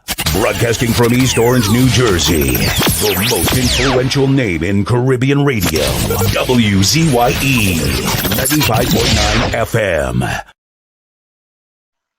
You're listening to WZYE 95.9 FM. You are listening to WZYE 95.9 FM, the most influential name in Caribbean radio in the tri-state area. Broadcasting from East Orange, New Jersey, the most influential name in Caribbean radio, WZYE. Good night, everybody. Going to the chat and see here the closing comments. Tommy? Yes. What's your closing comment? You know, I've been beating this like a road march because I think it needs to kind of sink in. And I think that we need to really focus on what would make us better persons. I've been talking about the 4 agreements over and over because I think it's important. And the first one, which has been impeccable with your word, it says you should speak with integrity. Say only what you mean. Avoid using the word to speak against yourself or to gossip about others. Use the power of your word in the direction of truth and love. That's the first agreement. The second is don't take anything personally. Noting that nothing others do is because of you. What others say and do is a projection of their own reality, their own dream. When you are immune to the opinions and actions of others, you won't be the victim of needless suffering. That's agreement 2. Agreement 3 is don't make assumptions. Find the courage to ask questions and to express what you really want. Communicate with others as clearly as you can to avoid misunderstandings, sadness, and drama. With just this one agreement, you can completely transform your life. And the final agreement, which is always do your best. Your best is going to change from moment to moment. It will be different when you are healthy and as opposed to when you're sick. Under any circumstance, simply do your best and you will avoid self-judgment, self-abuse, and regret. A pleasant good night to each and every one, and I appreciate you giving me the opportunity to share some of my ideas with you. I hope that we all can work to make our lives and the lives of our brethren better. Pleasant night to all. Thank you, Tommy, and thank you, Gary. Albert Montana says, Dr. Eric Williams, PM, had 2 children after his first divorce, Pamela and Alistair. His children left blocked in New York. What kind of father is that? Highly, anytime you have to beat someone to learn, it's obvious you're a fool because what you're teaching, no one wants to learn. Lana Britton was given, I hope this is are these your closing comments? I hope so. Given our independence, any country that was under the ladder, India was their target. They stole trillions of dollars from India. They fight for their independence. Okay. Capiza Diana Prince had real belly. Everywhere he went, natives performed. He had to sit for hours. Closing comment, highly. Do unto others as you will have them do unto you. You will know love is the answer. I think that covers it for closing comment. Albert, the discussion tonight gave the team an idea what happens in the local government. It's good information for all of us. Thank you. Want to thank Miss Augustine for joining us in the village. Anselm threw me to the wolves today. I hope I swim and I didn't sink, y'all. I hope I swim and I didn't sink. I'm going to find a song that he has lined up here to see what we're going to go out with. I want to thank Anselm for having the confidence in me and putting me at the helm to run WZYE in his absence. But I guess he has confidence in me. I'm going to go out tonight with Iowa George. Think it over. Good night. Thank you for joining us at WZYE.